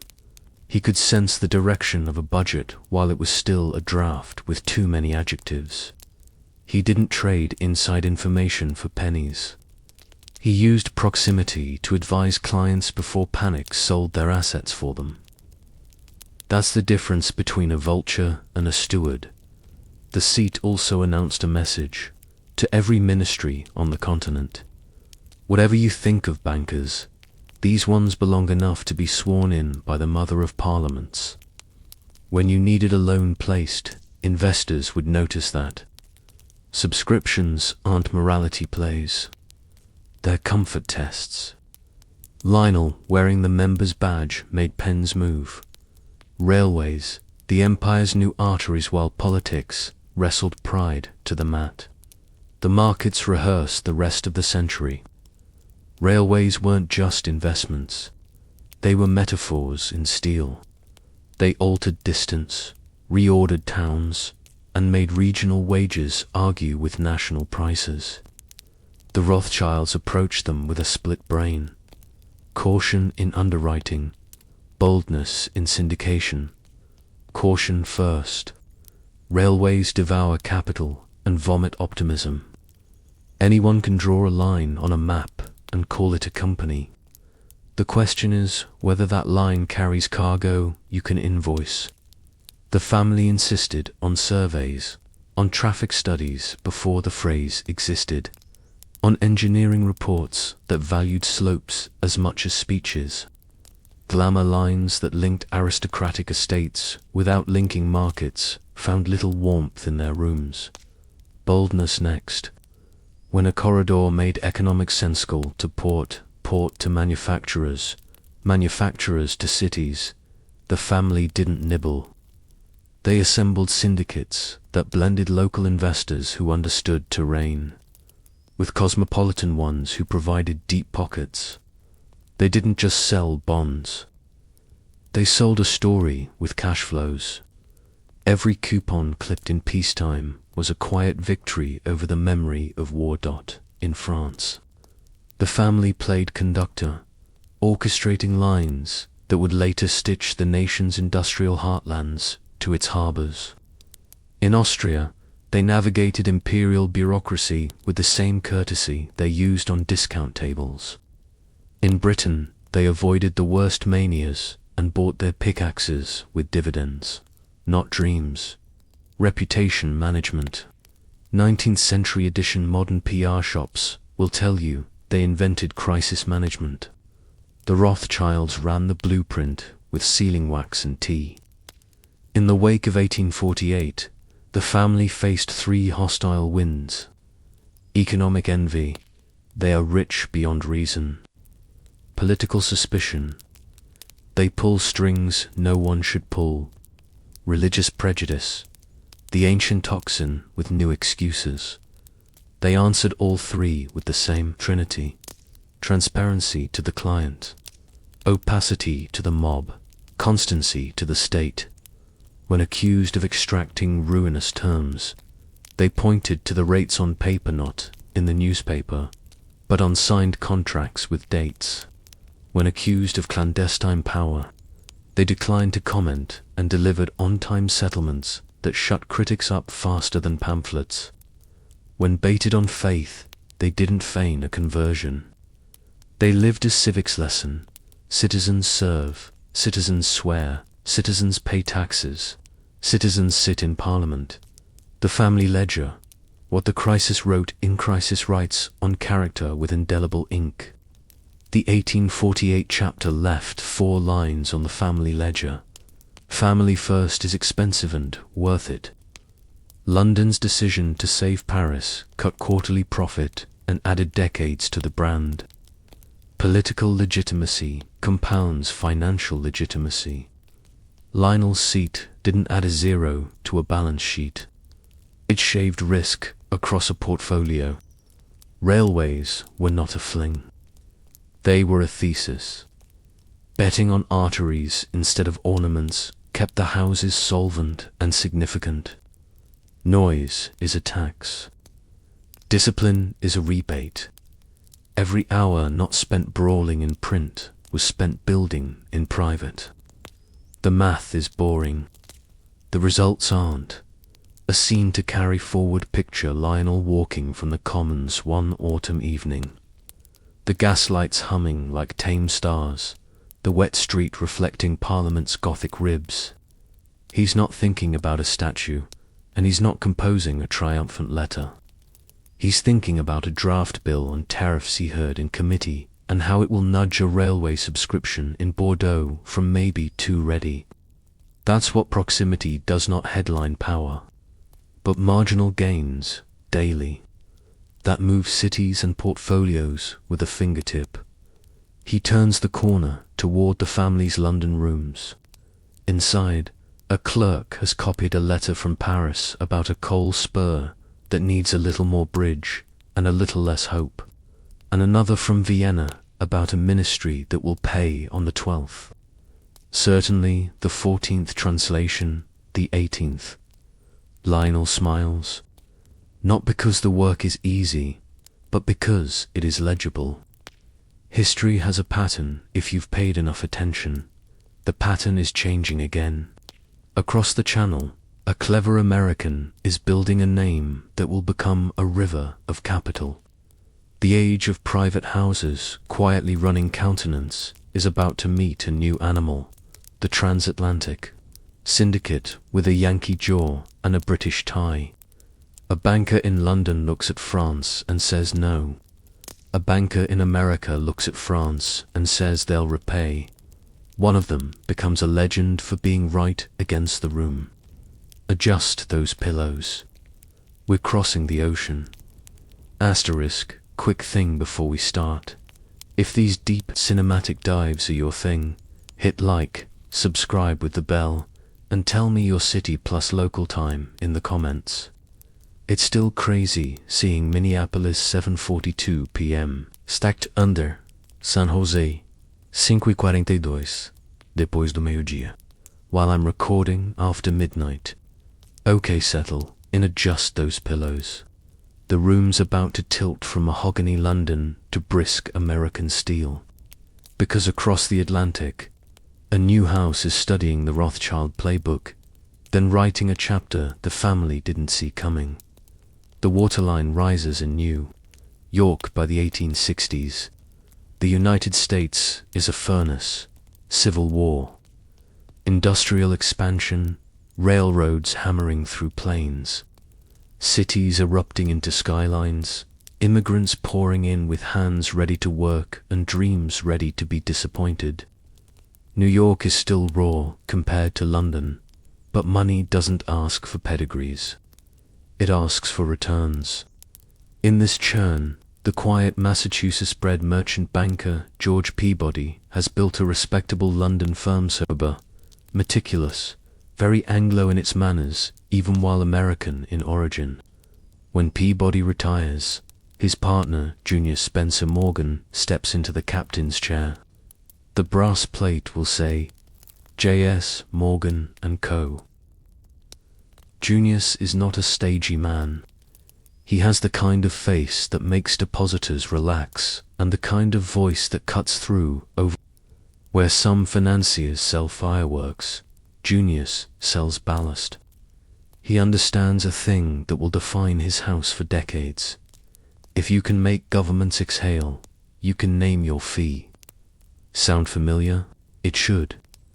That's the Rothschild thesis minus, the salons and family tree. But here's the difference. The Morgans are American pragmatists, wearing British tailoring. They don't have 5 houses stitched into a hereditary alliance. They have one London base and a growing transatlantic web manufacturers, railroad men, shippers, insurance companies, and a rising star for a son in New York named John Pierpont. The Morgan network doesn't socialize as much as it audits. Less opera, more ledgers. Less heritage, more show me the cash flows. A fuse lit in Europe while Morgan learns his clients' breathing patterns. Europe plays with matches. Prussia under Otto von Bismarck has been rearranging the chessboard with a combination of iron, blood, and an instinct for timing that borders on cruel genius. The German states are aligning under Prussian leadership. French pride, still aching from past slights and suspicious of Prussian ambition, looks for a way to reassert primacy. Tensions over dynastic questions and territorial bragging rights mount. Then the summer of 1870 cracks open. France declares war on Prussia. Bankers sniff battle the way sailors sniff storms. The Rothschilds and their English peers-bearing brothers, among them, take one look at the relative readiness of the two contenders and do what seasoned houses do best: refuse politely. The calculus seems obvious. Prussia is organized, modernizing, led by Bismarck and marshals who've drilled a war machine.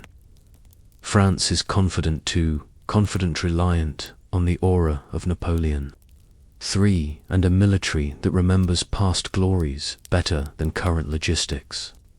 Lending to France looks like betting into a headwind with wet powder. The Rothschilds have survived centuries by pricing not just risk, but humiliation risk. Financing the presumptive loser can ruin your bond books and your reputation. So, in London and Paris, the family it isn't personal. It's arithmetic plus scar tissue. The wrong question. The right answer. Junius Morgan watches this and asks a different question, the kind that makes careers or ends them. Not will France win, but will France pay? The two are cousins, not twins. Winning determines a country's map. Paying determines a banker's balance sheet. France, Junius argues to his circle, is diversified. Agriculture, industry, trade routes. A tax apparatus that can squeeze when it must. Even in defeat, the republic or whatever form emerges from the requill levy and collect. National wealth is not only army morale, it is farms and forges and an ability to put coin where law says coin must go. Painful, yes. Impossible. No, to a banker. Not impossible. At 7 to 8% can be the kind of music you dance to for years. He builds a syndicate, a word that will become synonymous with the Morgan system.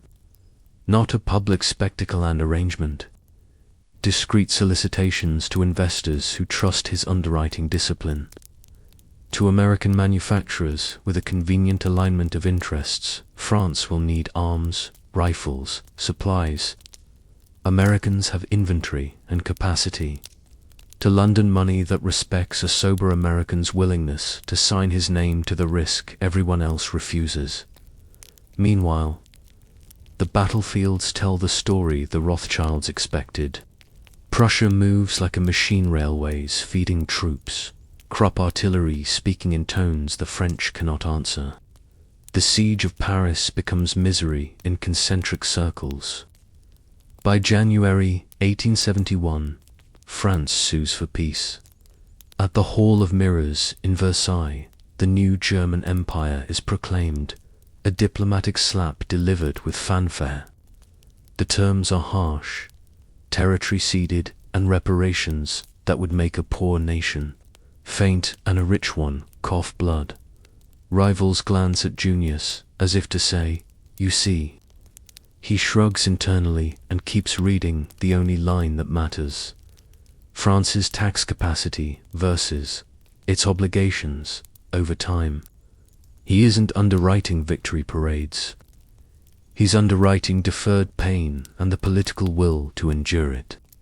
He's betting on a society's elasticity. That's a colder calculation than a newspaper can print without sounding heartless. But banking at this altitude is governed by weather charts, not headlines. Money follows nerve. The Morgan loan happened, subscriptions raised, paper placed. Shipments of American arms facilitated through channels where political neutrality and commercial reality shake hands. For a moment, Junius looks reckless. Then, as France steadies, the thesis proves out. The national economy bends without breaking. Government raises taxes and pays. In 1873, shockingly soon by the expectations of conservative opinion, France prepays obligations. Investors are made whole with profit. The Morgan name, once that polite American firm, becomes the counterparty you call when everyone else preaches prudence that feels a lot like fear. What did the Rothschilds misread? Nothing obvious. They played their hand per their mandate. Protect the brand by avoiding predictable losers. What did Morgan see? Repayability independent of battlefield outcome and, crucially, access to American supply lines that turned the loan into logistics. He wasn't just lending money. He was greasing a corridor for goods that would be paid for by the very credit he extended. That's circularity used as design, not flaw. The balance of power tilts. One successful loan doesn't dethrone a dynasty. But finance is a reputation ratchet. When you're right against the room on a state-sized call, your next phone call gets answered faster than the incumbents. Governments that couldn't or wouldn't tolerate Rothschild leverage levels suddenly see Morgan as the plausible alternative, especially on the Atlantic axis. Capital has always loved redundancy. One bridge, two ABUTMENTS. For the Rothschilds, this is irritating, not existential. They still control formidable placement power across Europe. Their brand is etched into the discount tables of a continent. But for the first time since Waterloo, a rival house can claim equal competence on sovereign risk with New World reach. It introduces a tone Europe hasn't heard in a while: competition. Spreads compress. Terms become a negotiation instead of a coronation. Investors ever fickle ask bookrunners to explain not just why Rothschild, but why not Morgan. The family adapts in characteristic fashion. Less bluster, more engineering. They focus on projects where their continental muscle matters: railways, mines, industrial combines, and maintain the private banking niche where discretion is the whole product. They don't rush to match Morgan's every deal. That's how you drown, chasing another man's oxygen. Instead, they lean into what made them inevitable: execution and silence. To styles. One industry, it's tempting to cartoon this as old world versus new world. But the deeper truth is stylistic. Rothschild as network, Morgan as command. The family model prizes distributed intelligence, brothers and cousins across capitals. Letters as lifeblood, consensus hardened by a few unenforced but unbreakable rules. The Morgan model prizes central adjudication, a senior partner who decides, sub-partners who execute, staff who organize reality into clean, bankable lines. Both models abhor publicity, Both prefer to be the phone call, not the press conference. When you walk into a Rothschild room, you feel history humming. When you walk into a Morgan room, you feel policy being written.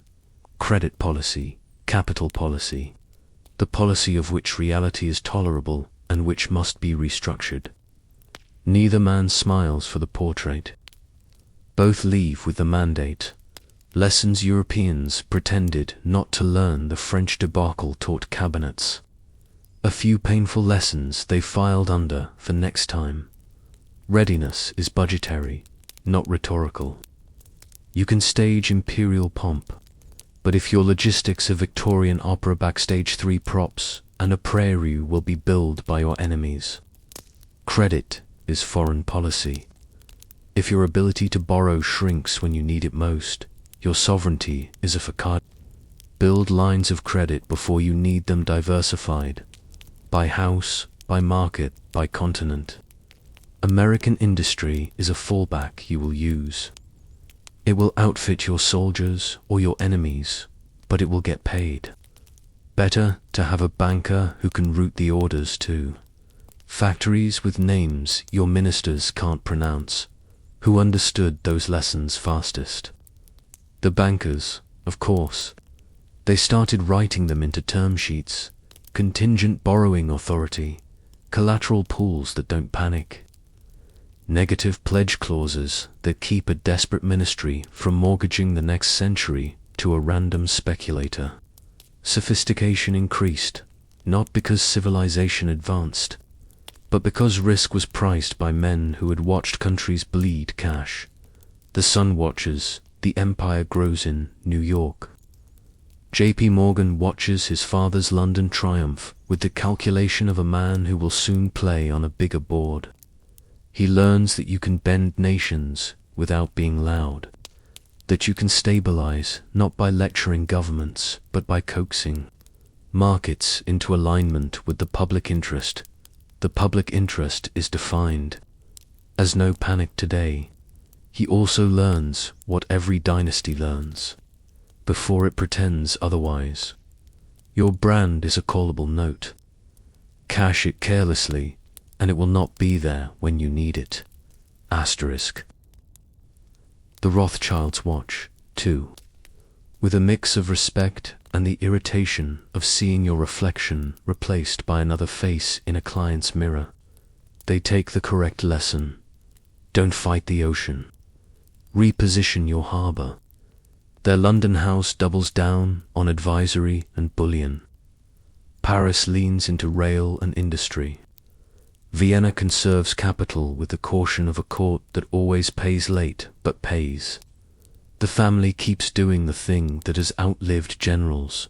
Show up on time with the right paper and say less than you know. An anecdote about a door and a desk after the war. An official from a European ministry, junior enough to fetch tea, senior enough to ruin a Tuesday visit to offices in London a week apart. At Rothschild, the door is opened by a clerk who knows his name before he offers a card. The conversation flows like a river that knows its banks. At Morgan, the door is opened by a clerk who knows not his name but his problem. The conversation feels like a checklist being quietly solved. He walks out of each with the same thought expressed 2 ways. These men make me braver than I am. That is what sovereign clients actually buy. A new axis forms by 1873, with France's early repayments splashed across ledgers and whispered over club tables. The transatlantic axis London-New York is no longer a hopeful line on a banker's stationery. It's a conduit. Capital crosses under Morgan flags as easily as mails cross under Cunard funnels. And with railroads knitting the United States into a single steel economy, the largest growth market in the world is no longer a European province. It's a country that will, before long, need a gold rescue to hold its credibility in operation that will require a syndicate only 2 houses can convene without breaking a sweat. You can feel the preface to that chapter already. A panic. A president, a treasury running low, and a phone call across the Atlantic that sounds like this. Can you get us the metal? One house controls mines and bullion flows like arteries. The other controls the placement apparatus that can sell the bonds to fund the rescue before lunch. They will not merge.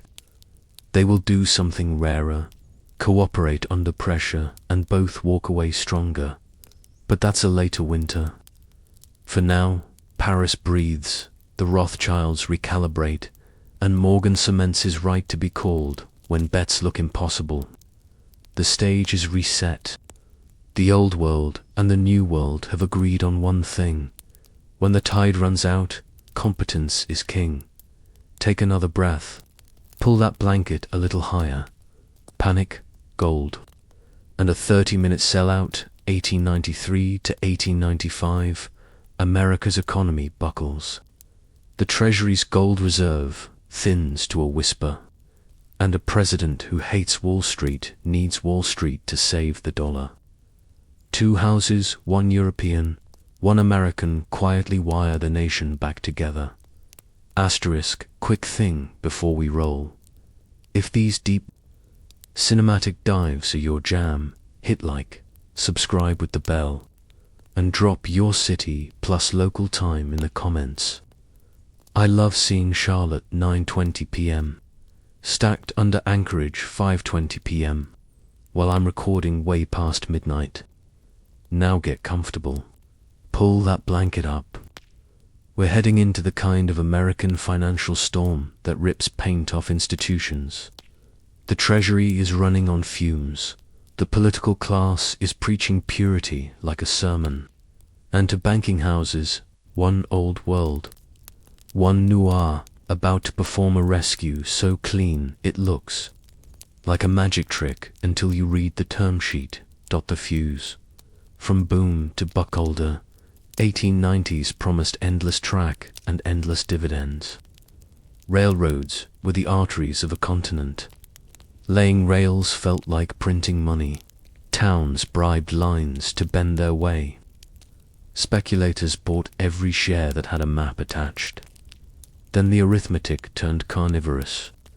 Duplicate routes cannibalized each other's revenues. Managers masked weakness with creative accounting and short-term borrowing. A few marquee railroads companies once called to sprawling to fail. Failed anyway. May 1893. The market's floor drops out. Banks once thought solid reveal that their assets are promises made by men who have no cash. Factories close. Depositors line up outside brick facades with hats clutched and dread, quiet as winter. The panic of 1893 isn't just a bad week on Wall Street. It's a structural failure. When the railroad at the center of your web collapses, the spider falls with it in another era. Washington might have responded with fiscal shock absorbers, but President Grover Cleveland has stripped his policy to a single plank. The gold standard must hold. $1 equals a fixed weight of gold, redeemable on demand. To Cleveland, that convertibility is America's handshake with the world. Break it, and you're a loud country with a soft currency. So while businesses plead for stimulus, he insists on austerity, not because he loves pain, but because he worships the credibility that only gold, in that era's mind, can confer. There's a problem baked into his theology. When fear spikes, people swap paper for metal. The Treasury's gold reserve meant to be robust shrinks to a number that looks like a rounding error. Every outflow makes the next outflow more likely. Soon the reserve is a rumor, and rumors are bank runs with better hats. The arithmetic becomes a cliff. If the Treasury can't redeem paper for gold on demand, the peg breaks, the dollar slides. And foreign capital already skeptical of Yankee exuberance goes home. Cleveland is a hard man politically, but hard men bleed when reality cuts. He needs gold, and lots of it, fast. You cannot conjure gold you have to buy it from miners, from bullion dealers, from the only people in the world who sit atop enough of it to move a sovereign balance sheet in a fortnight. That short list contains exactly one family name every finance minister knows how to pronounce: Rothschild, a transatlantic Callan, another line figurative, not yet literal, the American house with the reach to sell a massive government bond issue in days, not months, is J.P. Morgan. Junius built the firm's reputation. John Pierpont is building its legend. He is a man who doesn't believe in chaos. When reality refuses to arrange itself, he arranges it. Cleveland's Treasury tries to go it alone, first public issuance. Patriotic appeals to investors, better angels. The better angels bring coupons and caveats. The market smells weakness and demands a discount that verges on insult. The sale under gold continues to leak. The reserve line dips below what polite men can say aloud. Morgan, who can read a balance sheet by cent, takes a train to Washington with a portfolio of options. He doesn't offer lecture. He offers a syndicate. The plan is part finance, part theater, completely legal, and exactly the kind of thing that makes populists take to their pamphlets in purple ink. The US will issue bonds, longer dated paper, at a coupon. The market will accept if the right names are on the cover. Morgan & Co. and N.M. Rothschild & Sons will underwrite, committing to buy whatever the public doesn't. Spoiler: the public will buy everything because underwriting is confidence, and confidence is scarcity, and scarcity sells. Rothschild channels will supply physical gold drawn from mining interests, bullion holdings, and their global metal circulation machine. Morgan's placement machine will move the bonds into investors' hands with a speed that makes congressional committees look like glaciers. The terms include a subtlety that separates men who understand markets from men who merely quote them, optionality that lets the syndicate deliver gold in Europe and receive bonds in New York, or vice versa, minimizing transport risk and time. It's a transatlantic liquidity bridge. Gold can be shipped. Gold can also be swapped, quietly, through bankers' alchemy without moving a single crate. The press will later call it mystery. Bankers call it settlement. Why Rothschilds? Because the family spent the previous half-century quietly buying stakes in gold and silver mines, financing refiners, and cultivating a bullion distribution network that could increase or decrease London's supply without cracking the market's glass. They had metal not just as inventory, but as infrastructure. Their word doubled as a warehouse receipt in 5 capitals. If you needed millions of dollars of gold on short notice in 1895, you didn't call a prospector. You called the firm that could procure price and deliver it without leaving fingerprints on the price chart. Why Morgan? Because he could sell the paper. Not in theory, in 30 minutes. The man's placement power is theater in an era starving for good drama. He knows which trust will buy at what yield, which insurance company will commit if a certain clause sits in line 5, which bank will participate if it gets a particular allotment. He has spent years turning relationships into reflexes. When Morgan calls, you wire. Investors aren't buying a favor. They're buying a slice of stability with a coupon. In a panic that is better than whiskey, the politics of purity meets the arithmetic of survival. Cleveland hates the optics. A Democratic president contracting with Wall Street and worse, with foreign bankers to rescue the nation's honor. But the arithmetic bullies the optics into a corner. Without a syndicate, the gold leaves. Without gold, the peg breaks. Without the peg, confidence dies. Without confidence, unemployment already, a spectre becomes a famine. He signs, asterisk. The ink is barely dry before newspapers split into camps. One calls it a sellout to plutocrats. Another calls it adult supervision. Out in the real economies, the factories, the rail yards, the shops where payroll is either met or missed, the only question that matters is, does the dollar hold? Inside a week, the answer is yes.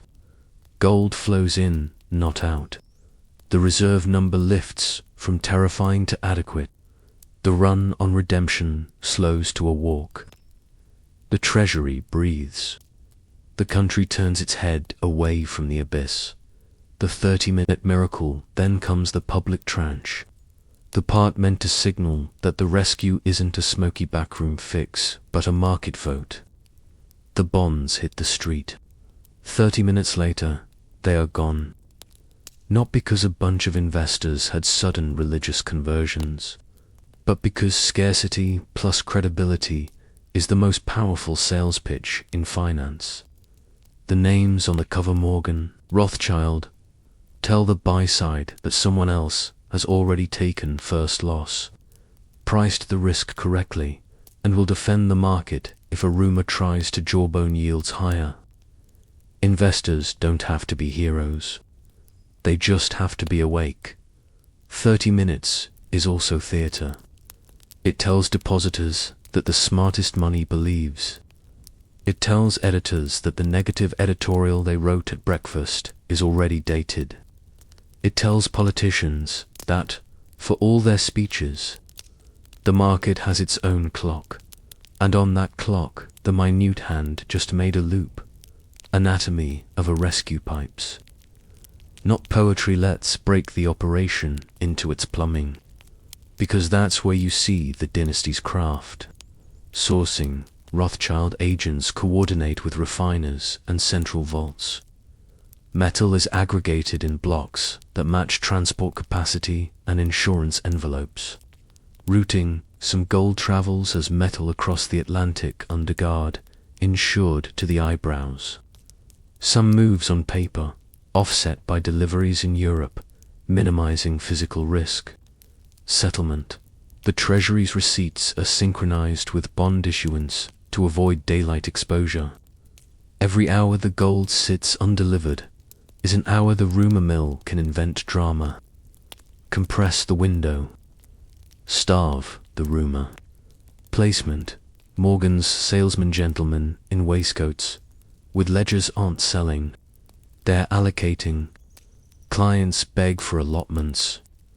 Being in earns them a first look on the next municipal issue, the next railroad reorg. The value of inclusion today purchases compliance tomorrow at each step.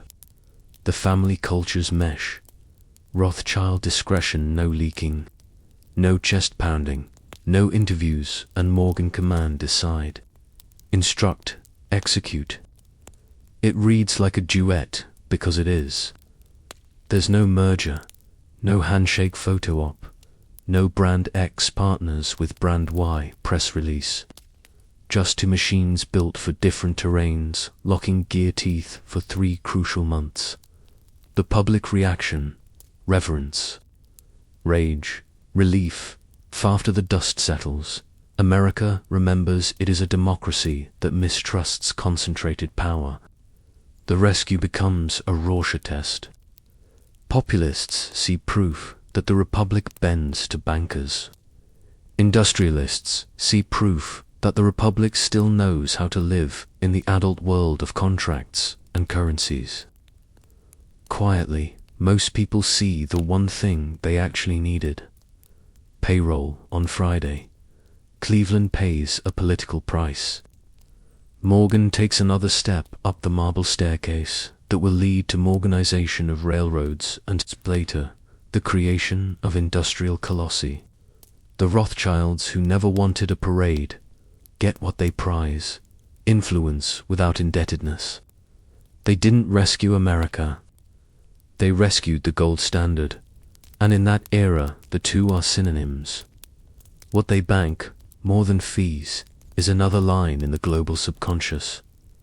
If a nation needs metal, there is a number you can dial. What this did to the family myth for the Rothschilds. The 1895 rescue is an affirmation wrapped in a transition.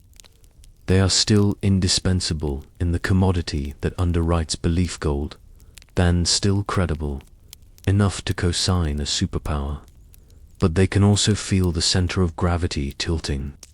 The bond sales 30 minutes happen because American placement power has achieved terminal velocity.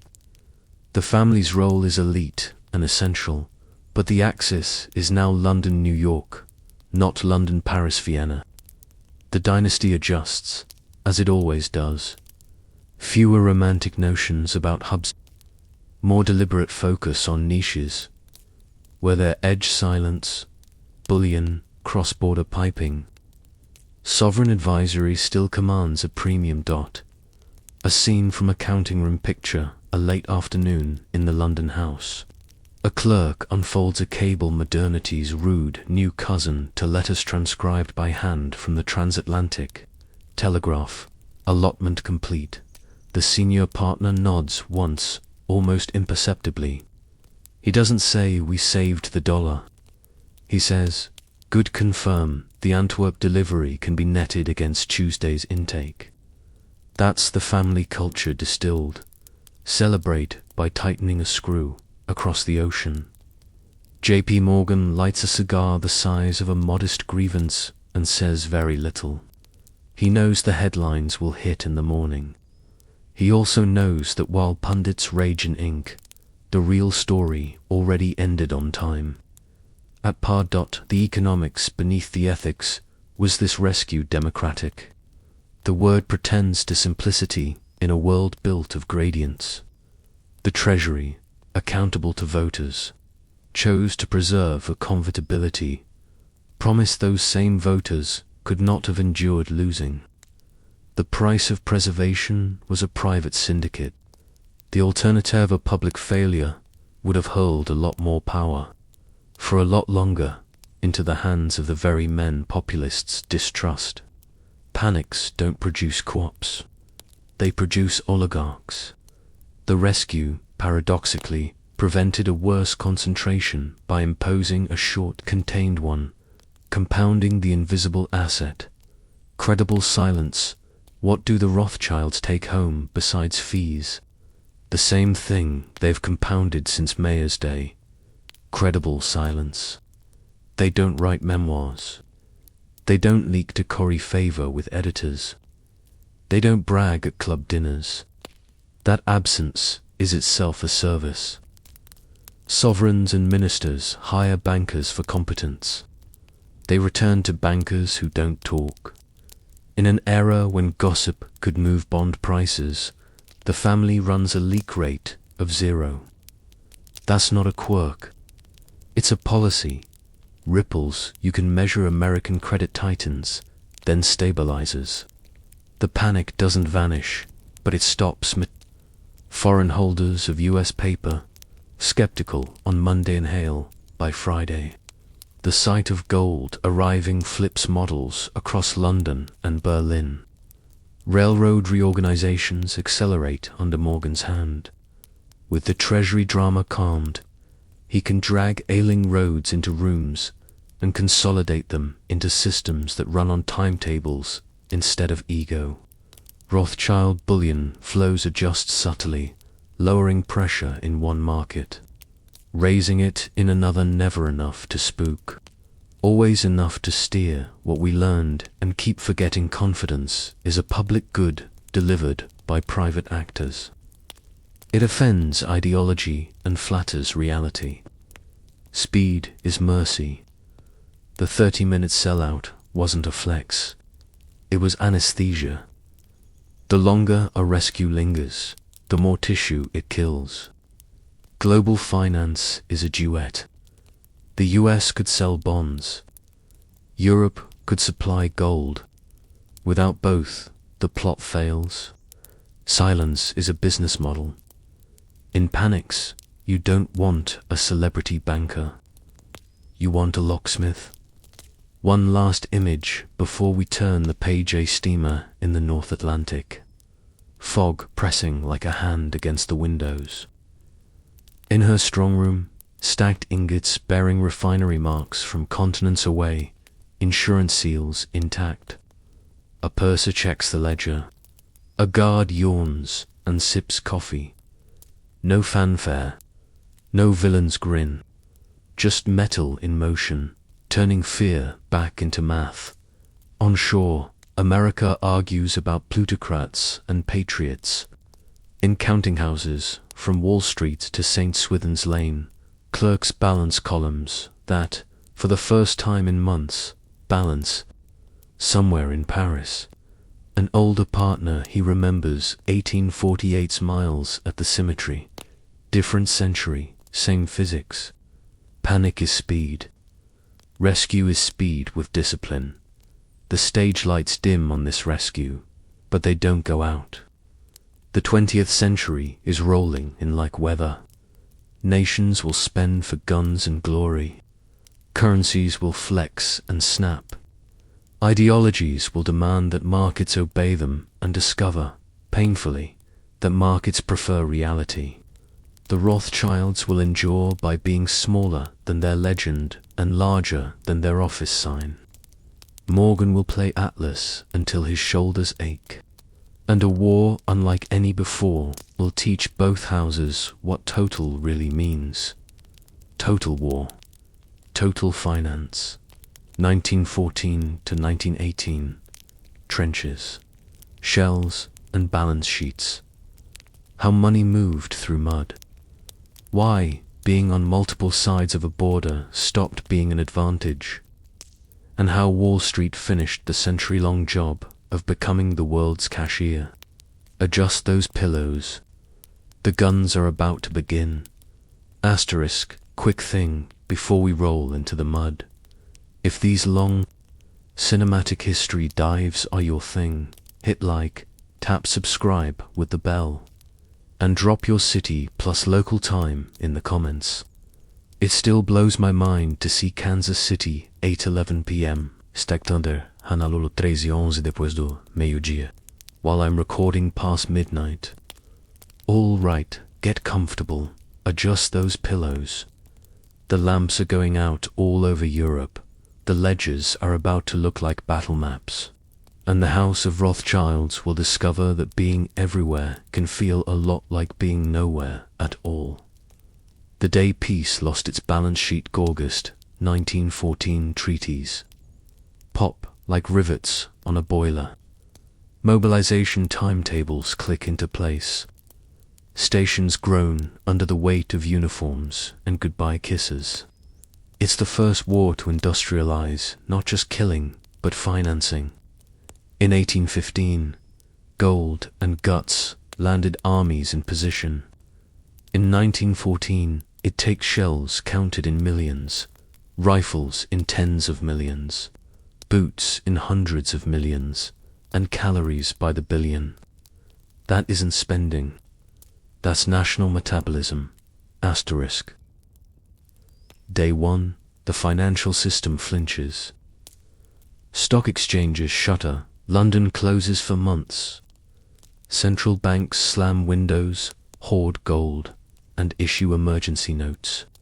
The old gentleman's web of credit acceptance houses bills of exchange.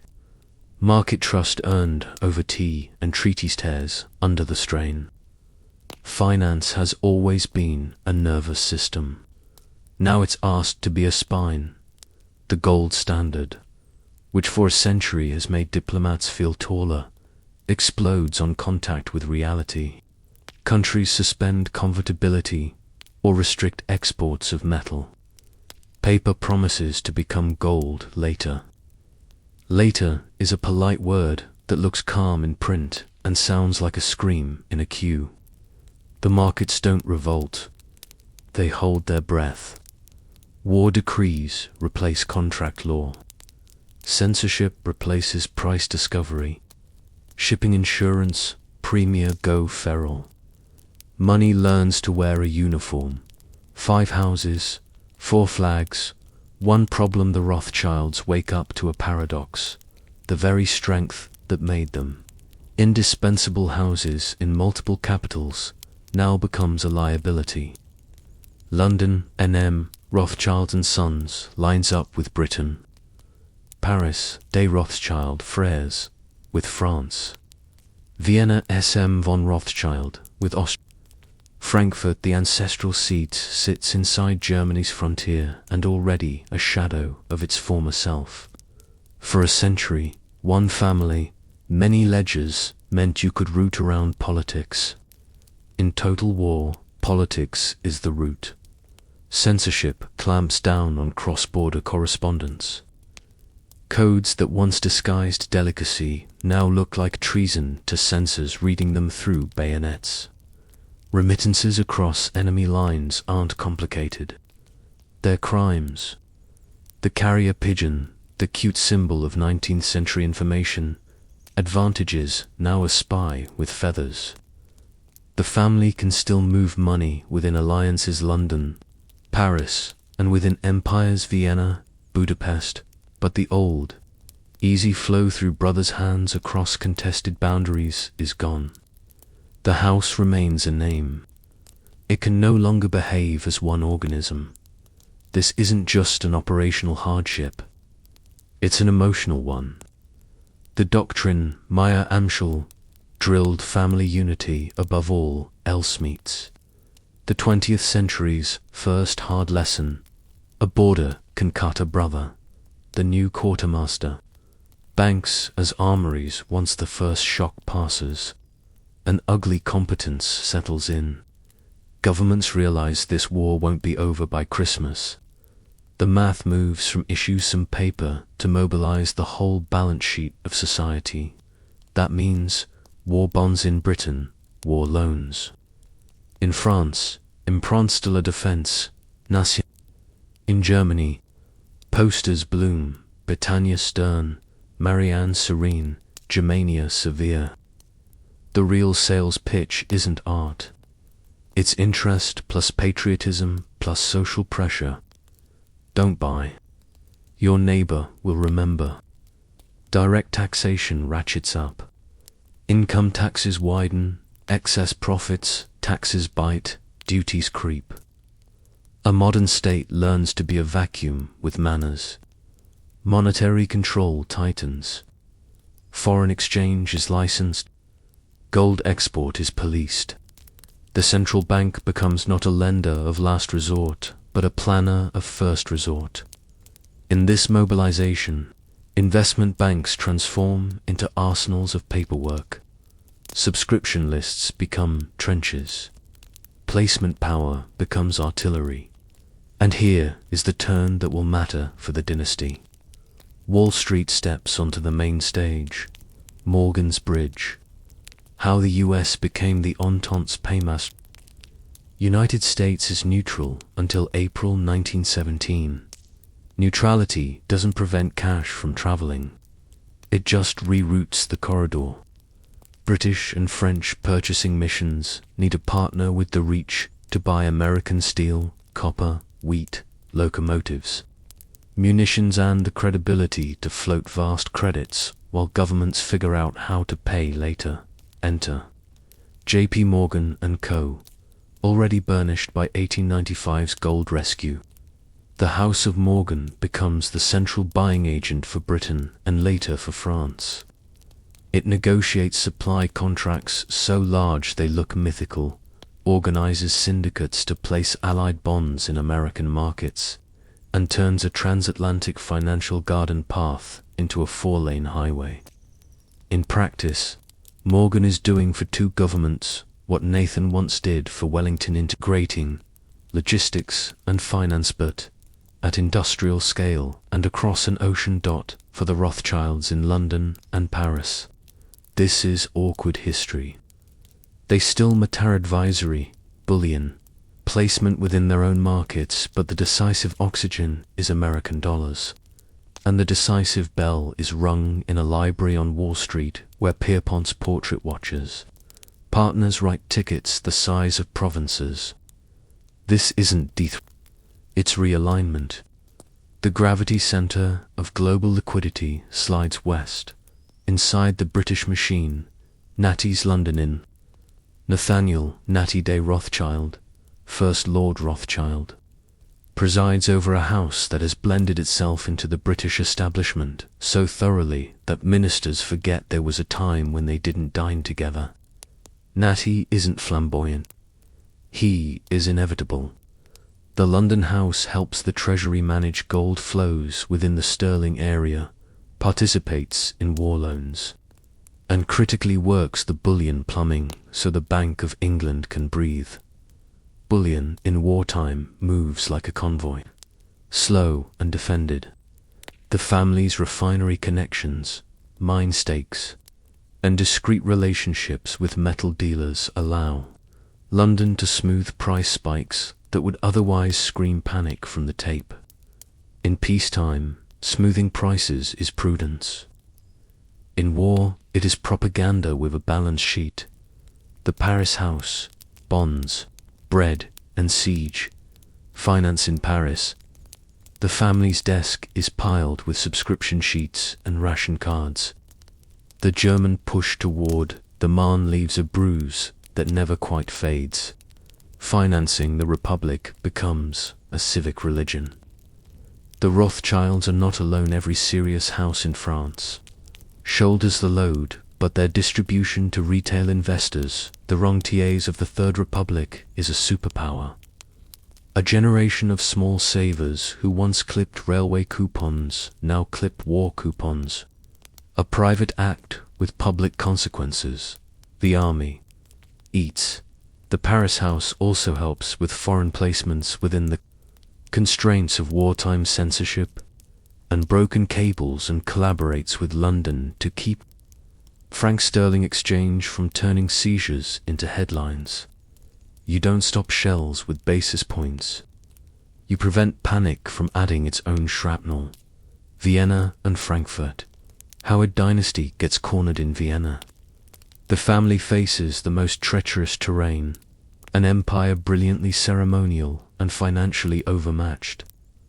Austria-Hungary's war finance depends on a central bank printing press yoked to a bureaucracy that pays but staggers.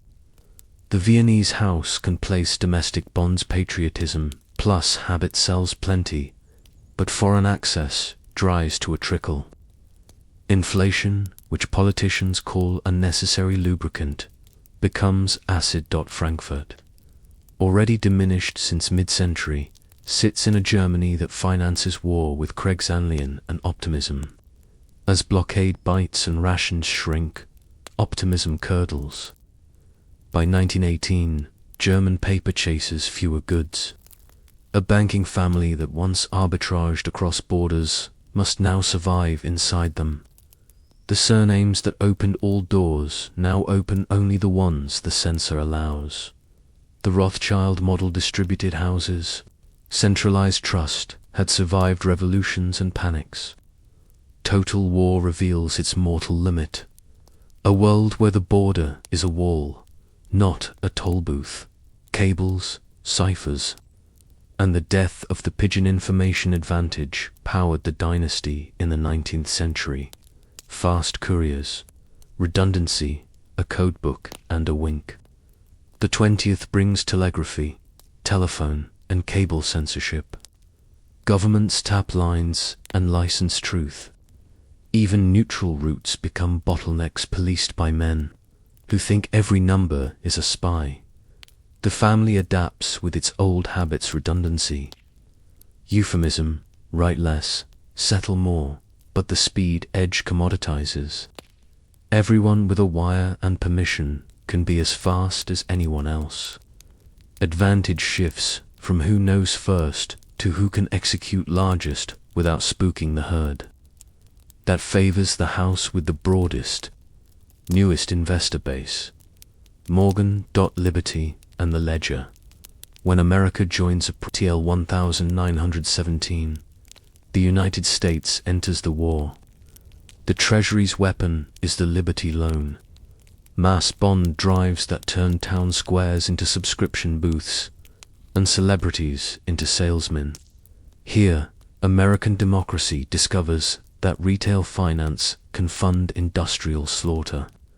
If you make it festive enough and moral enough, Morgan, barred by conflict of interest rules from officially underwriting some federal paper, still organizes the private machinery that makes the public spectacle function: dealer networks, allotment hierarchies, backstops that keep prices from wobbling on bad days. The effect is the same one the Rothschilds' name had on European subscriptions for decades: confidence via competence for the European Rothschilds. Relief and recalibration arrive together. Relief, because the American spigot now sprays directly on the Allied gardens. Recalibration, because the choreography they once led now dances to a new drummer. They don't fight the tempo. They find parts the new band can't play without them: bullion, cross-channel, the private banking niche where silence is the service, wars. Balance sheet, a brutal T account by 1918. The accounting is hideous. Assets, expanded industrial capacity for those not bombed. Financial sophistication, central banks as policy instruments, and a new global cashier Wall Street. Liabilities, massive sovereign debts, scarred labor forces, broken currencies, especially in Central and Eastern Europe, and political movements hungry to torch someone's accounts. Asterisk. Rothschild durability relied on a core principle: solve problems, others dramatize. The problem now is scale.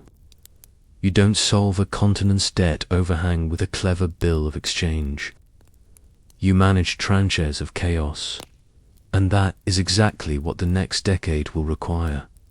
Reparations, stabilization, currency surgery, and the quiet cooperation of houses that pretended to be rivals until arithmetic forced them into the same room.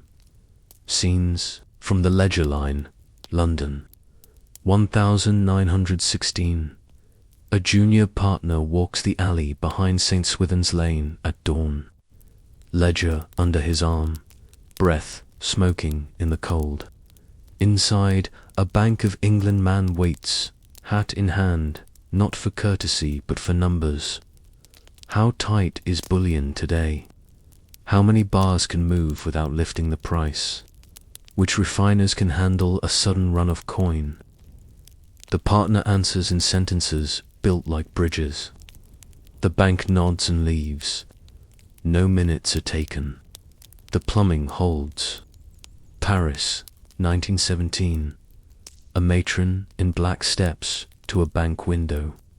A crumpled subscription form in one hand, a photograph in the other. For my son, she says, placing coins. The clerk stamps the paper gently, as if louder ink would hurt. In the back room, ledgers absorb tiny numbers that will add up to shells and bread. Finance can be obscene and intimate at the same time. Vienna, 1918. A partner runs a fingertip along a shelf of old bound volumes, the glory days of cross-border arbitrage and opera tickets. The present is a stack of Kriegs and Leahy certificates and a queue asking for relief. He closes the safe, not because it protects much, but because ritual is the last sturdy thing left in the room. How power moved and why it didn't move back before 1914. The City of London was the clearinghouse of the world. Sterling the grease, bills the gears.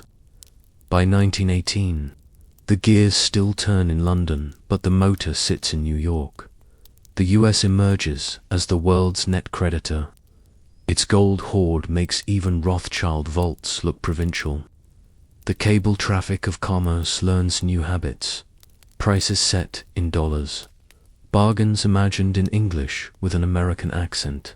For the Rothschilds, none of this is extinction. It is The family that once financed empires becomes a collection of elite boutiques with a shared surname and a long memory, advising governments, placing issues others can't, shepherding wealthy families who want their fortunes to be quiet and intact. The center of gravity work global cashiering now belongs to a country with oceans for moats and factories for lungs. What total war taught the dynasty borders beat blood? In a world at war, even the most disciplined family compact cannot override barbed wire. Speed turned public. Telegraph and telephone eroded the old private velocity. Advantage migrated to scale and distribution, not couriers and codes. Silence still pays. Through censorship, rumor, and propaganda, the houses that survived best were the ones that didn't leak. That habit becomes priceless in the century of microphones. Adapt or The Rothschilds did not chase Morgan's shadow. They pivoted to where their edges remained. Bullion, placement inside Europe. High trust, advisory. That humility is not defeat. It's duration strategy. The armistice isn't peace. It's paperwork. November 11, 1918. The guns fall silent. The ledgers do not. Reparations will be argued in meeting rooms that smell like paper and coffee and compromise. Currencies will try to find meaning after years of command. Germany will wobble between inflation and rage. Austria-Hungary will disappear, and with it the world that wrote waltzes on bond coupons. Bankers will be summoned not as magicians, but as engineers. Build bridges for capital to cross rivers of politics without collapsing. On the horizon, the Dawes Plan and later the Young Plan to reschedule reparations. Stabilization loans to hold up currencies whose legs have gone to sleep. A chorus of new ideologues who think interest rates are opinions and balance sheets are insults. The House of Morgan will mediate. The House of Rothschild will translate between ministries and markets, between grand politics and granular terms. And then, just as Europe begins to relearn how to count, a darker arithmetic will start to scribble at the edges. Men with armbands promising order and pointing at names. Pull that blanket a little tighter. Between wars. Between worlds 1919 to 1933. Reparations. Stabilization and the fragile high-wire acts of the 1920s. How the Dawes and Young plans turned bankers into diplomats. Why some Rothschilds leaned into art and science while others clung to ledgers. And how a hateful new politics set its sights on the family's homes, banks, and very right to exist. Asterisk, quick thing before we step onto the tightrope. If you're into these long cinematic dives, hit like, subscribe with the bell, and drop your city plus local time in the comments. It always floors me seeing Baltimore 9:07 p.m.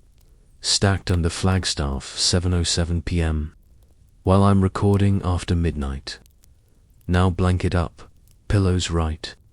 We're walking along the wire that stretched over the 1920s, one end anchored to peace paperwork, the other dangling over a politics that had teeth. Armistice signed. Ledger open November 1918, quieted guns. It didn't quiet math.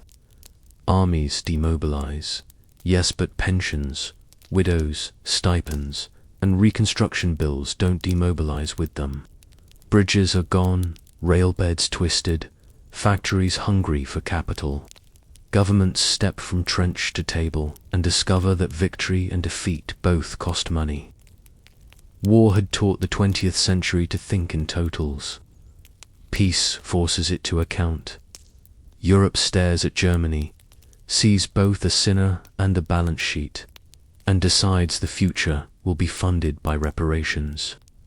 In theory, the payer pays, the payers repair, the system resets. In practice, politics tries to bully arithmetic. Arithmetic nods politely and waits for reality to catch up. Inside this new bureaucracy, with its Paris meetings and precise phrases, bankers become translators. The House of Morgan, riding its wartime credibility and the gravitational pull of American credit, takes the lead in the big scaffolding, stabilization loans, reparations schedules, liaison between US private capital and European public necessity. The European houses, including the Rothschilds, become the bridge abutments. They know the local soils, the ministries, the old creditor classes who buy on Monday, only if they were greeted properly on Sunday, where 19th century finance was a family orchestra, conducted from Frankfurt and London. The 1920s house, a different ensemble. Wall Street brass up front, European strings giving warmth and continuity. It's not romance. It's engineering how you keep a shaky platform standing long enough to add supports, the Doors plan. Turning a scream into sums, the early 1920s were not a gentle ramp. Germany's economy spasmed into hyperinflation banknotes as wallpaper, wages paid twice daily. Savings evaporating like a puddle in July. Reparations demands had been set at levels that a devastated industrial base couldn't meet without breaking something vital. The German state printed, the mark fell, and price became a memory. Enter the Doors Plan, 1924. A patch more than a cure, but a crucial patch. It did three things that mattered to markets. Scaled payments to Germany's actual capacity, increasing over time so the schedule looked like a staircase instead of a cliff. Injected foreign capital, particularly American, through a stabilization loan and a broader invitation to private investors to buy German municipal and industrial paper. Supervised flows with an external agent, a soft word for monitor to reassure creditors that politics wouldn't smash the meter. This wasn't benevolence. It was a way to restart trade. German industry working means French steel mills and British exporters have customers. A dead debtor drags the creditor into the grave. A living debtor with rules buys from you. The Rothschild houses participate as distributors and advisors, placing tranches with the right subscribers in Paris and London, reality checking terms against ministries' actual behavior, and providing the private air cover politicians always need. We've consulted serious houses. The market will take it. When they said serious houses, cabinets meant firms that would still exist to answer the phone a year later. That club was smaller than headlines suggested. Asterisk, the Rentier Republic, France's small investors, and the art of common Paris. The family's post-war role took on a distinctly domestic flavor with global consequences. The Third Republic had cultivated a massive class of rentier savers, with government and railway bonds, accustomed to clipping coupons and reading the financial pages with their morning coffee. Keeping that class placid was not merely economic. It was political. Lose the rentiers, and you risked the ministry. The Rothschilds excelled at this. Their branches stiff-collared at the front desk, empathic behind, it managed the translation of chaos into habit. War, loan conversions, stabilization issues, municipal bonds to rebuild ports and tramways. Each was a story told as much as a coupon sold. The pitch wasn't loud. It was parental. We will place you in paper that behaves. You earned that line the hard way by being able, on a bad day, to make a bid when everyone else writes a column. Asterisk. This quiet management of small investors had a macro effect. It gave France, and by extension parts of Europe. A domestic buffer against the volatility that post-war politics loved to produce. The family didn't control that buffer. They nurtured it. That distinction is why their name kept opening doors even as the center of gravity moved across the Atlantic, sterling and the straitjacket across the Channel. Britain tried to rewrite the world into 1913 by returning sterling to gold at the pre-war parity. It was a statement as much as a policy. The old discipline, the old prestige, the old city still minding the world's till. The arithmetic was unkind. A too strong pound made exports stiff and tempted imports. British unemployment grew stubborn. Coal and textiles yelped. The London Rothschild, house fluent in bullions, grammar helped smooth the strains, quietly coordinating with the Bank of England, sensing when to absorb flows, when to let prices speak, and when to advise ministers to let go of a doctrinal line long enough to breathe. They weren't the only counsel in the room. Bankers had become personalities with their own gravities, but a partner who had spent a lifetime reading the pulse of metal could say in 2 sentences what a white paper needed. 40 pages to avoid the young plan and the illusion of permanence by 1929. Statesmen tried again to fold complexity into elegance with the young planner cleaner reparations schedule. Longer maturities, less surveillance, a gesture toward normalcy. Markets applauded with the kind of cautious optimism bankers learned to distrust. The plan assumed a world that would grow gently and misbehave politely. Then October 1929 cracked the stage. The US stock market fell off a cliff, and with it the river of American capital that irrigated Europe's thin soil. What had been a careful balancing act turned into a scramble for liquidity. German banks quaked. Austrian credit houses revealed that their columns were propped up by optimism. Central Europe's scaffolding began to creak in frequencies only bankers and baristas can hear first in that tremor. The Rothschild houses did what old institutions do when new ones panic. They stayed open. They bid where they could. They told clients the truth in sentences that spared hysteria. The truth was simple. The 1920s had pretended the war's damage could be papered over. Paper frayed. Boutique by design, not by default through the 1920s. The family did something unfashionable. They chose constriction, not collapse. Conservatism. While universal banks assembled continent-spanning empires of deposit and industry agricultural combines. Electrical trusts, steel cartels, the Rothschilds kept their profile smaller. Sharper, sovereign advisory.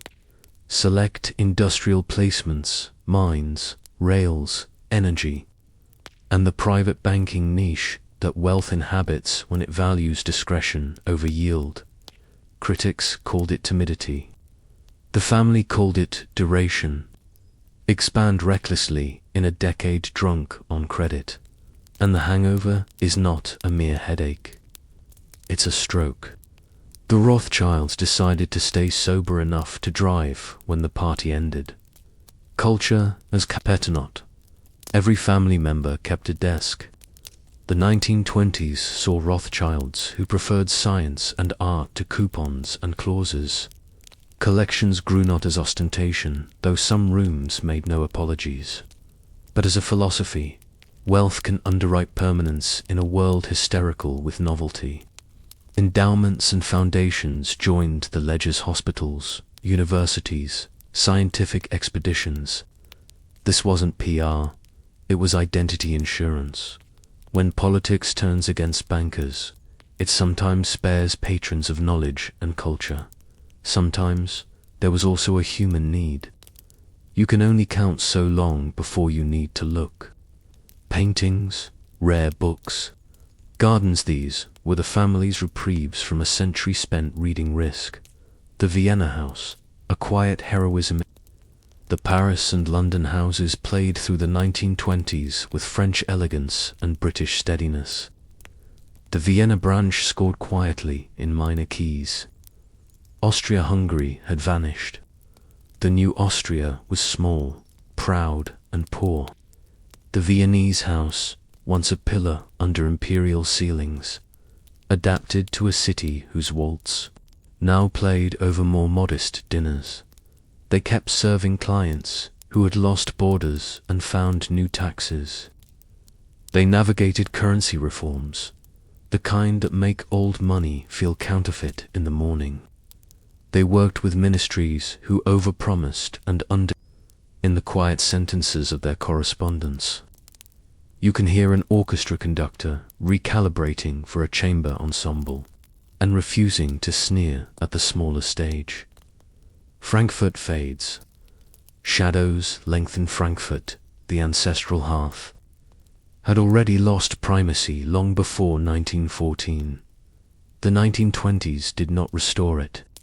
The city nursed wounds, inflation's memory, political polarization, and a rising chorus that sang the old, poisonous lyrics about Jewish bankers causing everything from rain to rust. The Rothschild name, once a shorthand for competence, became a lightning rod for propaganda. The family knew this melody. They'd heard it in pamphlets for a century, but the new arrangement had drums. The rhetoric was no longer the lazy prejudice of taverns. It was program-disciplined, amplified, and marching the new politics practices, the old hatreds, by 1930 to 1932. With unemployment yawning and patience thin. Germany's politics took on a violent symmetry, the communists promising revolution, the National Socialists promising revenge. The brawl in the street mirrored the brawl in the mind. Who do we blame for this world that refuses to behave? The answer, shouted from podiums with microphones that finally worked, was the same answer demagogues always give. The other. In a financialized century, bankers were the other. In a Europe with centuries of anti-Jewish myth, Jewish bankers were the other of the other. For the Rothschilds, this wasn't just reputational risk. It was existential. You cannot hedge a government that wants your name erased. You cannot syndicate away a policy that declares you a problem to be solved. The art of leaving before you're pushed. Families with long memories cultivate an unromantic virtue, mobility. The Rothschild network began in a ghetto you could not leave. It survived by learning when to leave. In the early 1930s, some branches and cousins began to redomicile assets and, when necessary, themselves. Paintings traveled under false descriptions. Securities migrated through friendly accounts. Bank capital quietly shifted from jurisdictions with louder rallies to those with quieter laws. It wasn't cowardice. It was strategy. You can't rebuild if you've been reduced to paperless people. The family's doctrine, family above branch, safety above bravado, asserted itself again. Letters between London and Paris became more than business. They were lifelines. Who needs a sponsor? Who needs a job? Which house can absorb whom if a door slams shut? The private banking covenant, trust as refuge during the late 1920s and early 1930s. Ultra-wealthy families, industrialists, landowners. A few lucky entrepreneurs faced their own instability. Market losses, political risk, sudden migrations. Banks that had courted them with champagne in 28 offered lectures in 31. The Rothschilds offered the one thing money cannot self-provide: continuity. The covenant was simple. We'll keep you quiet and liquid enough to move, invested enough to live, conservative enough to survive. We won't promise hero returns. We'll promise sleep. It's unfashionable marketing in booms. In busts, it is gospel. That covenant-built loyalty that 1,000 prospectuses can't counterfeit when bankers become diplomats, and diplomats. Bankers, the 1920s, made ministers, and bankers share a vocabulary. The Dawes and Young plans turned negotiators into amateur credit officers, and partners into amateur ambassadors. You can hear it in the minutes. Coupon sinking fund, gold clause. Sovereignty, dignity, optics. The Rothschilds, fluent in both dialects, played interpreter. Minister, this clause reassures subscribers without humiliating you. Partner, this phrase lets a newspaper in Marseille defend you to men who hate your suit. It wasn't soft power. It was practical translation, the kind that prevents the right deal from dying in the wrong sentence. The fragile prosperity that wasn't there, a myth about the 1920s. Champagne fizz, ending only when a New York ticker tape jammed. Most of Europe didn't drink from that bottle. Prosperity was pachicities that sparkled, provinces that trudged. Underneath was a distribution problem. Winners too few, losers too many, and an intellectual climate willing to sanctify both resentment and purity.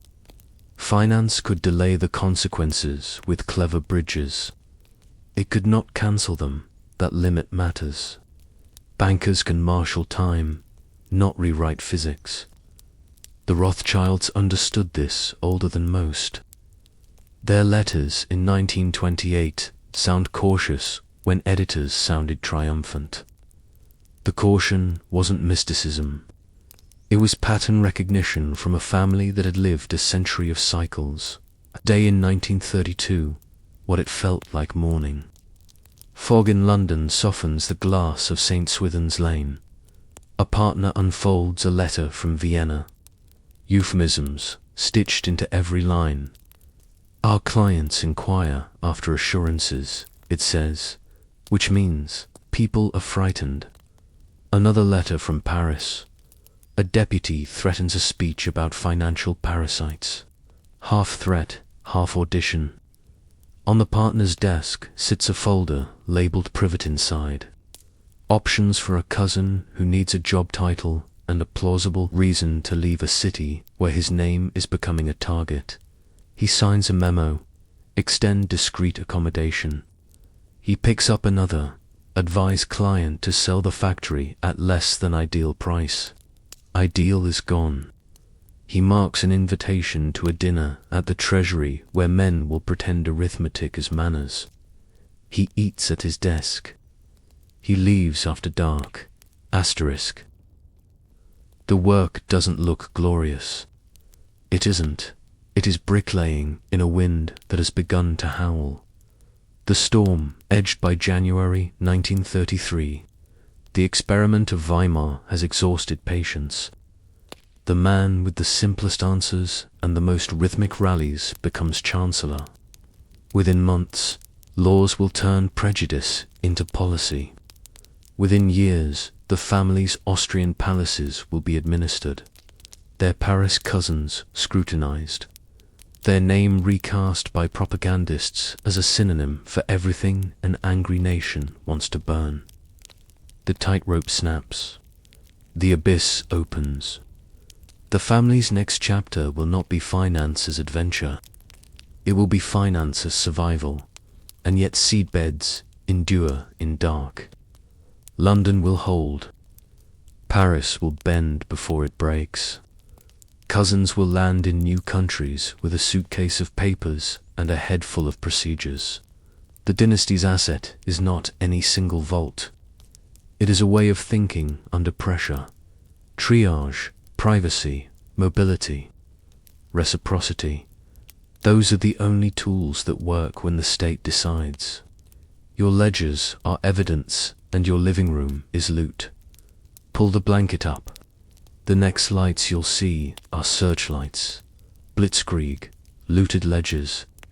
and the narrow door, 1933 to 1945. How a family that had financed nations became prey for one. How homes, art, and banks were seized. Who ran, who fought, who rebuilt, and why the London house's quiet persistence became the spine for a post-war return. Asterisk. Quick thing before we step into the dark. If these long, cinematic deep dives are your thing, hit like, tap subscribe with the bell, and drop your city plus local time in the comments. It still blows my mind to see boys at 7:56, depois do meio-dia. Under Miami, 9:56 p.m., while I'm recording way too late. Oaky blanket up, pillows right, lights down. We're crossing the threshold into a decade when a family that once financed nations learned what it meant to be targeted by one. The sound a curtain makes. When it falls, January 1933, what many thought would be a brief detour becomes the road. A new government in Berlin doesn't simply inherit the bureaucracy. It weaponizes it. Laws arrive in drab language with sharp edges, exclusions, oaths, registries, bans. The rhetoric that used to marinate in beer halls now arrives in envelopes with seals. Coordination becomes the verb of the hour. Courts, schools, guilds, banks, everything must match a new rhythm. For Jewish bankers, the music stops. Boards reconstitute under pressure. Licenses are reviewed. Investigations clarify. The Rothschilds' name, once a key, becomes a target painted in capital letters. Clients still whisper respect. Newspapers don't. The family has survived slander for a century, but this time the slander comes with police. Frankfurt, the ancestral hearthers, the first to feel the temperature drop. The remaining presence, already diminished, begins to close its drawers. Letters take on caution's cramped hand. Please arrange copies. Not originals. Use the other channel. Tomorrow may be late. The family privacy, mobility sharpens into survival drills. You can hear Mayer Amschel's ghost in every memo. Do not confuse sentiment for strategy. Move assets, then argue. They will argue for years after. Today is about the narrow door. The Anschluss Vienna under a new clock march. 1938. The clocks in Vienna change time zones without moving. German troops cross a border that used to be a passport and is now a suggestion. The cheers in the streets are not theatre. They are the sound of neighbors who have listened to the radio too long. Within days, every desk drawer in the city feels like evidence. The Viennese Rothschild house, once a pillar under the Habsburgs, gilded ceiling becomes a file folder labeled Erinization. The word, bureaucratic and nauseating, describes the forced transfer of Jewish businesses into approved hands for prices set by those hands. Imagine a sheriff's sale run by the sheriff's nephew, with the sheriff buying. The family's palace's collections, libraries, generations of taste arranged in rooms made for strings. Quartets are inventoried like warehouses. A painting that once healed a partner's nerves simply by existing is now a line on a spreadsheet with a destination address. If you want to understand the violence of paperwork, read an inventory list that calls your mother's portrait lot 47. Read the polite note that says payment will be remitted once valuation is agreed, as if valuation ever had anything to do with the value of your life's work. Men who once asked for subscriptions now bring forms for signatures under escort. The family signs what it must and keeps breathing. That is the job when the state decides your name is a problem to be solved. Some family members, warned by friends, Awake to the math leave early with luggage that looks too small for a person's life. Others stay, hoping for weather to change. Weather does change. It worsens Paris, a clock that ticks toward June 1940 across the border. Paris maintains its manners debates in journals. Dinners in apartments with balconies, bond coupons clipped to the metronome of routine. The family's French house still places paper, still counsels caution to clients who prefer adjectives. But the radio bleeds headlines. When the Blitzkrieg begins in 1940, the collapse isn't gradual. It's a floor giving way. The government evacuates south. Officials carry briefcases heavy with forms and light on plans. The city that curated civilization watches columns of refugees flow like a river in reverse. The family decides what to take and what to abandon in minutes that will echo for years. Art goes into crates with false labels. Ledgers travel inside suitcases that look like they hold winter coats. Jewelry is sewn into hems the way grandmothers taught their daughters in other centuries when the law learned new tricks. There is no heroism at train stations, just choices. This painting or that passport. This ledger or that photo. Which cousin can get across the bridge tonight? Which cousin should stay because moving is more dangerous than stillness? The family broken into branches, each with its own calculus strives to fight like it always has, with logistics. But the front keeps moving, and logistics prefers fixed points. When Paris falls, the language changes again. Vichy becomes a condition. Possessions are audited by curiosity dressed as authority. Accounts are inspected for abnormalities. The suspicion that the wealthy harbour has always attracted now arrives with the state's blessing and a very clear footnote about Jewish wealth. Some family members escape south, then west. Others stay under rules that bend until they break.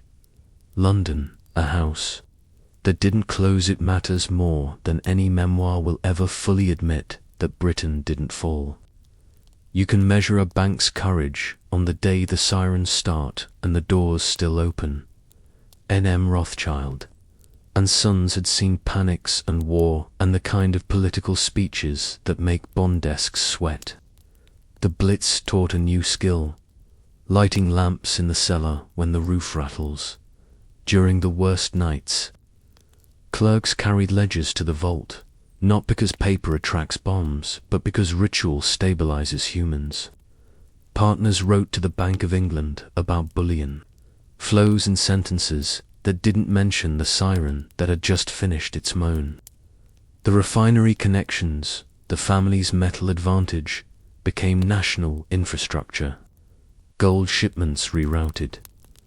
Pricing was massaged the way one calms a skittish horse. You don't stop a bomb with a bar of gold. You stop a panic with a credible bid. The London house ran 2 clocks. The nation's war clock and the family's rescue clock. Cable traffic carried codes, not of arbitrage, but of people who had papers, who needed a sponsor's letter. Which cousin's arrival would look plausible to an immigration official scanning for pretext. The family's oldest assets, friendships, favors, reputations, were spent without regret. You can rebuild a balance sheet. You cannot rebuild a life. Resistors, couriers, and the quietest sabotage. This is the part most business histories edit into a footnote. Some Rothschilds did not simply run. They resisted. Money likes order. Resistance is disordered by design. But there are moments when the clean line of a ledger must be broken to save what the ledger cannot quantify. In occupied Europe, a few family members and their employees used what they had: cars access. Plausible excuses to move people and papers through spaces designed to trap both. Sometimes the job was falsifying a receipt, so a search stopped at the fourth box instead of the fifth. Sometimes it was a car ride where the passenger's name never got spoken indoors.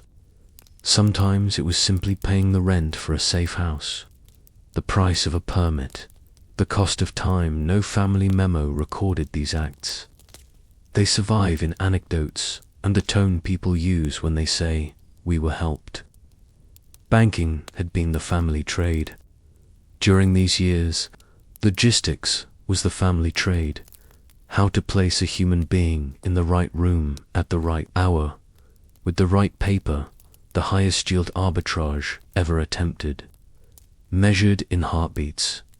Looting as policy, propaganda as packaging. The Nazi state didn't just steal, it processed. Museums, private collectors, industrialists, and families like the Rothschilds watched their art, pulled into a machinery that wore white gloves and spoke of protection and stewardship. The euphemism was theater. It functioned like taxation with a dragon's appetite and a lawyer's diction. You can reduce a century-old collection to a few paragraphs, crates stacked, labels changed, a train's manifest reading like a who's who of European culture, rerouted for the private pleasure of men who believed conquering a country entitled them to abscond with its soul. Invoices were issued because criminals with offices love paperwork, and receipts were kept. Sometimes because clerks believed a world would exist where receipts mattered again.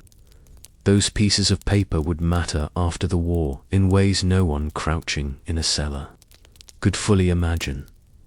Banks suffered the same ritual. Administration meant control. Supervision meant seizure. Merger meant disappearance. Accounts that had endured revolutions found themselves frozen because a bureaucrat found a letterhead distasteful. The value the family had built carefully over a century trust as compounding interest was converted into a target painted on a door. Exile as an operating system, some families flee and become ghosts. The Rothschilds, owing to age-old habits and a harrowing kind of luck, fled and became nodes. The diaspora wasn't random, it was rooted. London took in cousins and clerks. New York became a second harbor. Neutral countries provided temporary staging, then dissolved into memory as visas matured. The family didn't just save paintings and jewels. It saved procedures, how to draw up a balance sheet in a new jurisdiction, how to talk to a tax authority without making it curious, which phrases calmed which customs officer in which port. That sounds cold. It wasn't. It was the kindness of competence. People with young children need a lease, not a slogan. They need a bank account that works by Friday, a school that says yes by Monday, and a doctor who takes payment in a currency that still buys medicine. The family provided more of that than any memorial plaque will ever record. Money in uniform. What did the Rothschilds do during the war as bankers? Less than legend, more than rumor. In Britain, the house supported the machinery of war loans and foreign exchange controls. It worked with the Bank of England in the sort of sentences that begin, "Might it be advised," and end in action by morning. It managed bullion for a nation whose reserves were both sacred and stressed in France. After occupation, overt banking shrank to bone. The family's name survived in whispers, targets, then warnings, then hope. A few managed to do what bankers always do when overt action becomes impossible. They advised in kitchens and parks, told people which rumors to ignore, which expenditures to delay, which quiet exits not to miss. In Switzerland and other neutral zones, relationships mattered more than charters. A partner's handshake could change a refugee's fate. A lunch could become a lifeline. A single ledger entry could keep a family's assets from being declared, abandoned, and seized. D-Day. Then the long math of liberation. June 6, 1944. Liberation begins with beaches and ends with briefcases. The immediate job is military. The enduring job is administrative. With the Allied advance come new governments, new laws, and the old question: what about everything that was taken? Restitution is slow because theft was fast and thorough. Crates reappear like witnesses. Some paintings come home, some vanish into mansions that will never admit them. The Rothschilds fight through courts and committees, sometimes winning, sometimes learning that memory can be polite, lazy, or complicit. The dossiers become biographies of objects. You can tell a war story by following a frame. Banks are harder than paintings. A bank looted isn't a thing you hang. It's a permission that was revoked. Rebuilding means persuading governments and counterparties that a name the enemy tried to erase still denotes competence. The family, blessed by London's survival and cursed by Europe's wreckage, begins to reoccupy the space it knows best. Selective deals, quiet placements, wealth management for clients who trusted the name before the war, and all the more after. What survived, and why London's discipline? The house kept operating, not because it had superpowers, but because it knew the difference between silence and secrecy, between prudence and paralysis. Paris's memory. The family's French branch suffered and bled, but its relationships with the rentier class and ministries became the scaffolding for post-liberation finance. Vienna's lesson. The loss there became doctrine, never again centralized to much beauty or capital where a single edict can confiscate both overnight. Diversify across jurisdictions, not just sectors. The covenant of privacy. Clients who survived owed no one explanations. Their banker's job was to make sure they never had to give any. After the smoke, a new map. A new cashier. By 1945, the map looks like a broken plate glued with modern glue. The old empires are mostly memory. Two new powers divide the horizon. The United States, with dollars and factories and a navy everywhere, and the Soviet Union, with tanks and ideology. Finance learns new words: Bretton Woods, capital controls. Marshall Plan and a new habit, looking west for settlement. For the Rothschilds, this is not exile from relevance. It is respecification. The age of a single family quietly cashiering Europe's ambitions is gone. The age of boutique competence, of advisory that sovereigns still pay for because execution and discretion are always scarce, begins again. The houses that remain London, Paris will get smaller in headcount, larger in consequence per sentence, and they will carry forward an unromantic wisdom written in the margins of every wartime letter. Pack light, move early, tell the truth to each other, and write as if the wrong eyes are reading. A night scene to keep London. Winter 1945. The blackout curtains are gone, but people still draw them by habit. In a small room above St. Swithin's Lane, a partner reads a cable from Paris, a painting found in a salt mine. A cousin wants advice on a claim. A minister asks if the family will help place a stabilization loan in the spring.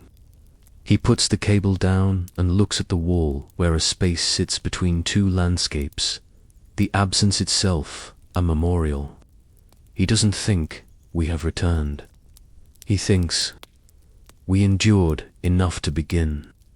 He turns to a fresh page and writes the first line of a plan that changes nothing and everything. Stay small, be necessary, Pull the blanket closer. We're through the fire.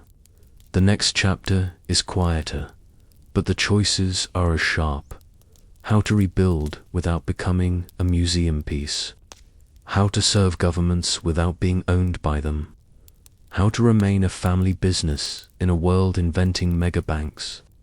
Rebuilding the invisible Bretton Woods boutique power and the family feud that shaped the future 1945 to 1989. From gold pools and council to ministries to a very public argument over whether a dynasty should act like a 20th century conglomerate, and the scandal that nearly stained the name for good. Asterisk, quick thing before we get rolling.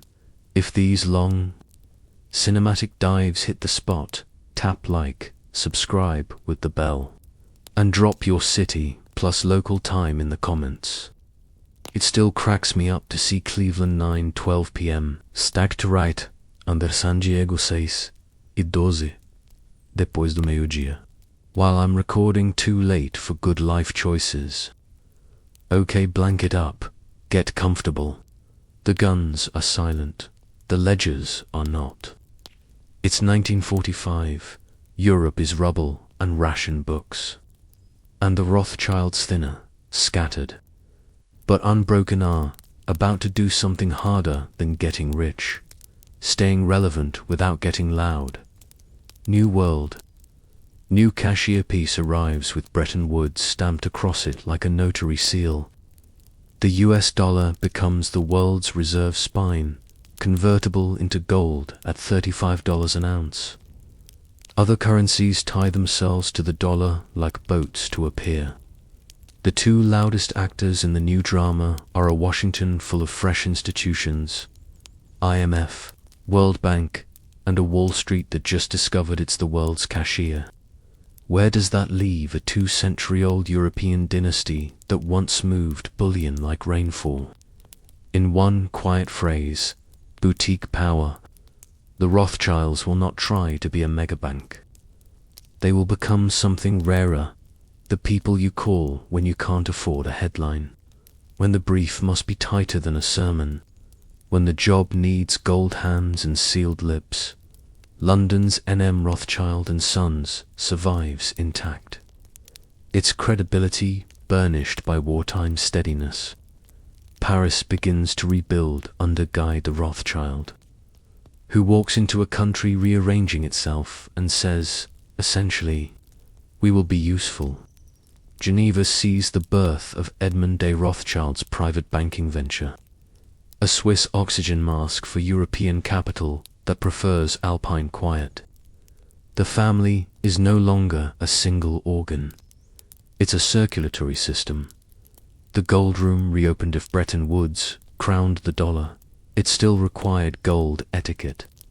Central banks settle, balance of payments gaps yawn, and somewhere in the machinery trusted hands must keep the metal flowing without turning the market into a siren.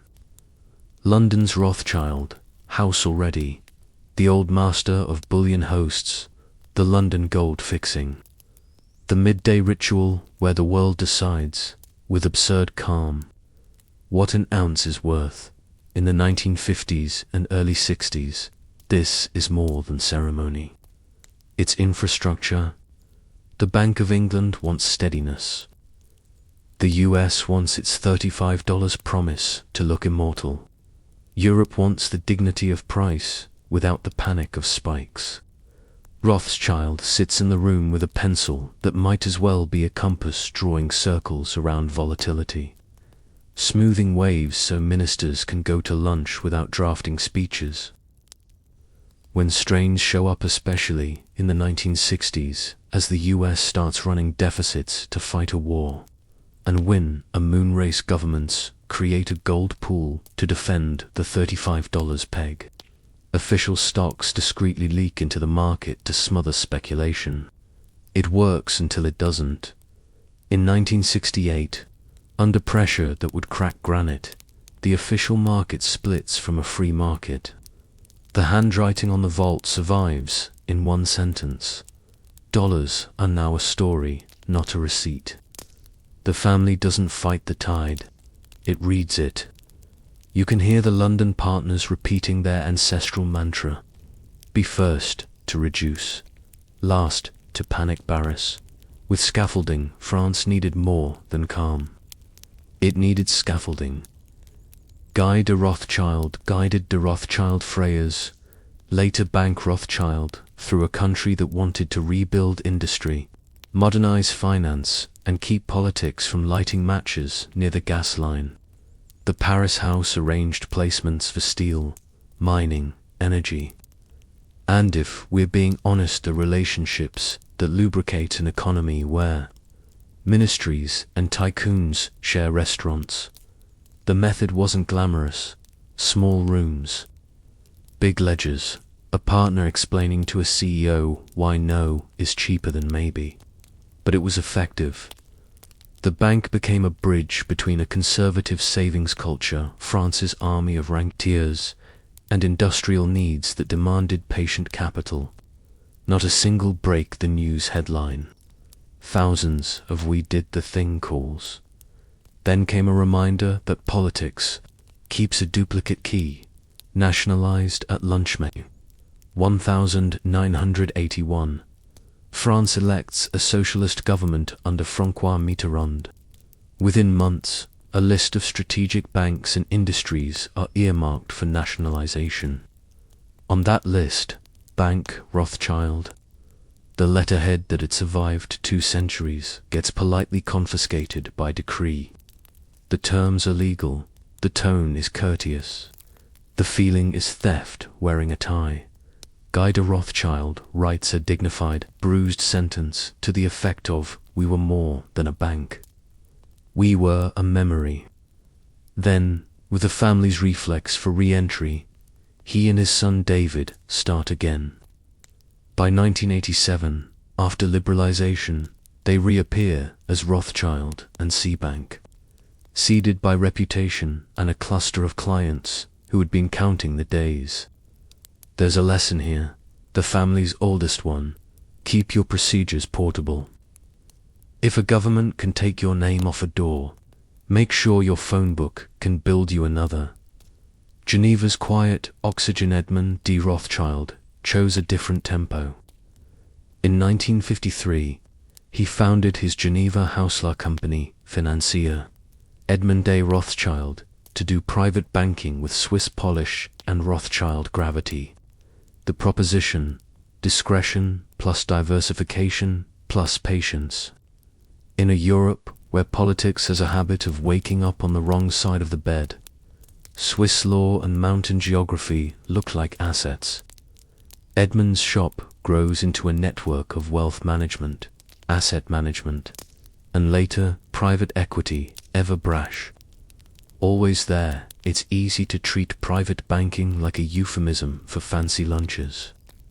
In reality, it's a series of very boring, very hard tasks. Tax complexity, investment discipline, family governance, the occasional emergency exit. Edmund's outfit developed a habit of solving human problems with financial tools, keeping fortunes intact without hijacking the family's soul. That's rarer than it sounds. London's second act, from gold to Dealsback in St. Swithin's Lane. London leans into what Britain will become famous for in the 1980s, advisory. Post-war, the House quietly counselled ministries on sterling, on North Sea oil licensing, and on the countless decisions governments face when they try to look modern without spending like drunks. In the Thatcher era, when privatization turns policy into deal flow, Rothschild sits at the table not shouting, just drafting. Utilities, telecoms, transport assets that once wore a crown become corporations that need balance sheets, boards, and bonds. Here the family's split personality, old world gravitas. New world execution earns them the role of honest engineer. They're not the biggest shop. They're the one the minister can defend at the dispatch box. Yes, we hired them. We wanted competence more than chorus. The house also nurtures a taste for mining and natural resources advisory. If you know how gold moves, copper and uranium aren't aliens. They're cousins. Decades later, this specialty will become a calling card. Rothschild bankers who can talk all grades and sovereign, risk in the same paragraph. Wine, woods, and why it matters. Some people hear Rothschild and see labels Chateau, Lafayette, Rothschild. Chateau Mouton Rothschild, estates that predate hashtags and will outlast them. Yes, the wines are magnificent, but the vineyards are more than trophies. They're schools in stewardship, long cycles, patient capital, whether you can't boss around, quality you can't fake for more than a season. The vintages quietly teach the family's younger generation what quarterly capitalism forgets. Not everything that counts compounds at 8%. Some things compound in reputation and memory. In storm, decades war, nationalization. Scandal, those softer assets, can be the bridge you walk back across. The eurodollar sneaks in somewhere. In the 1950s, a change with a boring name and thrilling consequences transforms banking. The eurodollar US dollars, deposited outside the United States, beyond US banking regulation. London becomes the agora for these offshore dollars. It's light-footed, innovative, and sometimes too clever for its own good. The city needs grown-ups who can translate liquidity into legitimacy. Rothschild plays translator between ministries that fear shadows and markets that live in them. How much innovation can we allow without detonating credibility? That question becomes the British art form of the late 20th century. The house answers it with plumbing diagrams, not manifestos.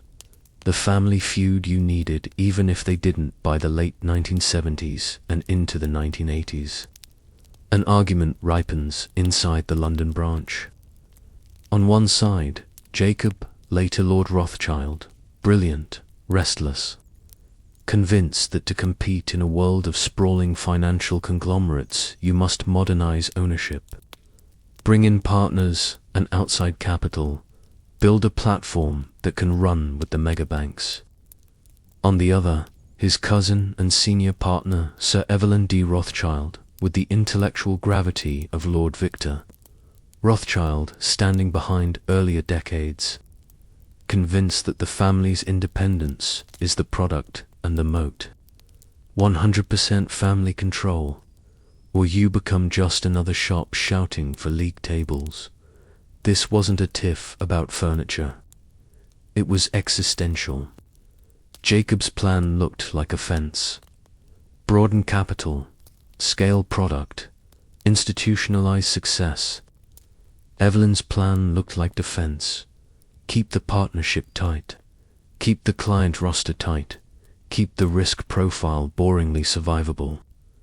Both men were right and wrong in useful ways. The modern world rewards scale and punishes leakage. The family world rewards cohesion and punishes hubris. It broke the partnership. Jacob left to build what would become RIT, a distinctive investment trust and family office platform, proving his thesis in a different shape.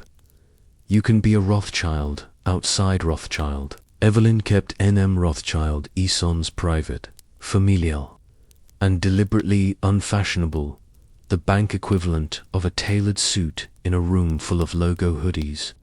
The split hurt. It also saved the brand from an identity crisis worse than a feud. Confusion, decades later. With hindsight's unearned serenity, you can say the family won twice. Jacob's vehicle validated the expand and invest instinct. Evelyn's stewardship preserved the signal. Rothschild equals discretion plus competence plus longevity. That signal kept ringing when the industry cycled through loud phases and louder implosions.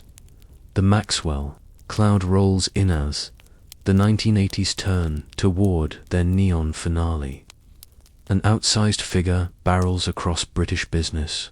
Robert Maxwell, war hero, publisher, deal machine. He collects companies like a magpie collects silver and finances growth with leverage dressed up as optimism.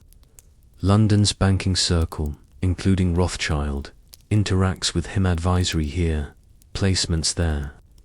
Then, 1991, Maxwell goes over the side of his yacht and into legend, leaving behind balance sheets that look like crime scenes. The Revelations pension funds raided. Assets shuffled land like shrapnel across everyone who ever stood near him. We'll dig into that shock in the next chapter.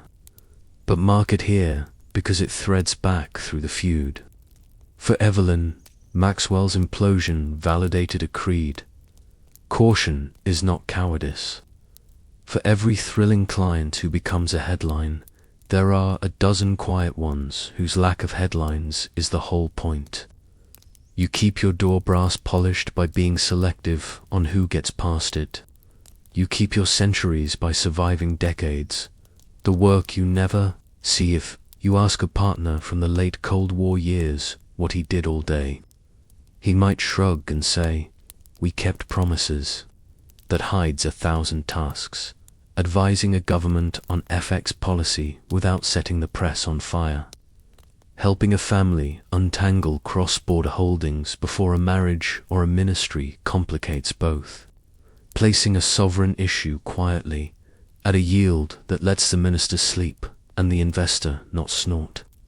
Telling a CEO the honest no, which saves more money than a flattering yes. The phone doesn't ring because you are famous.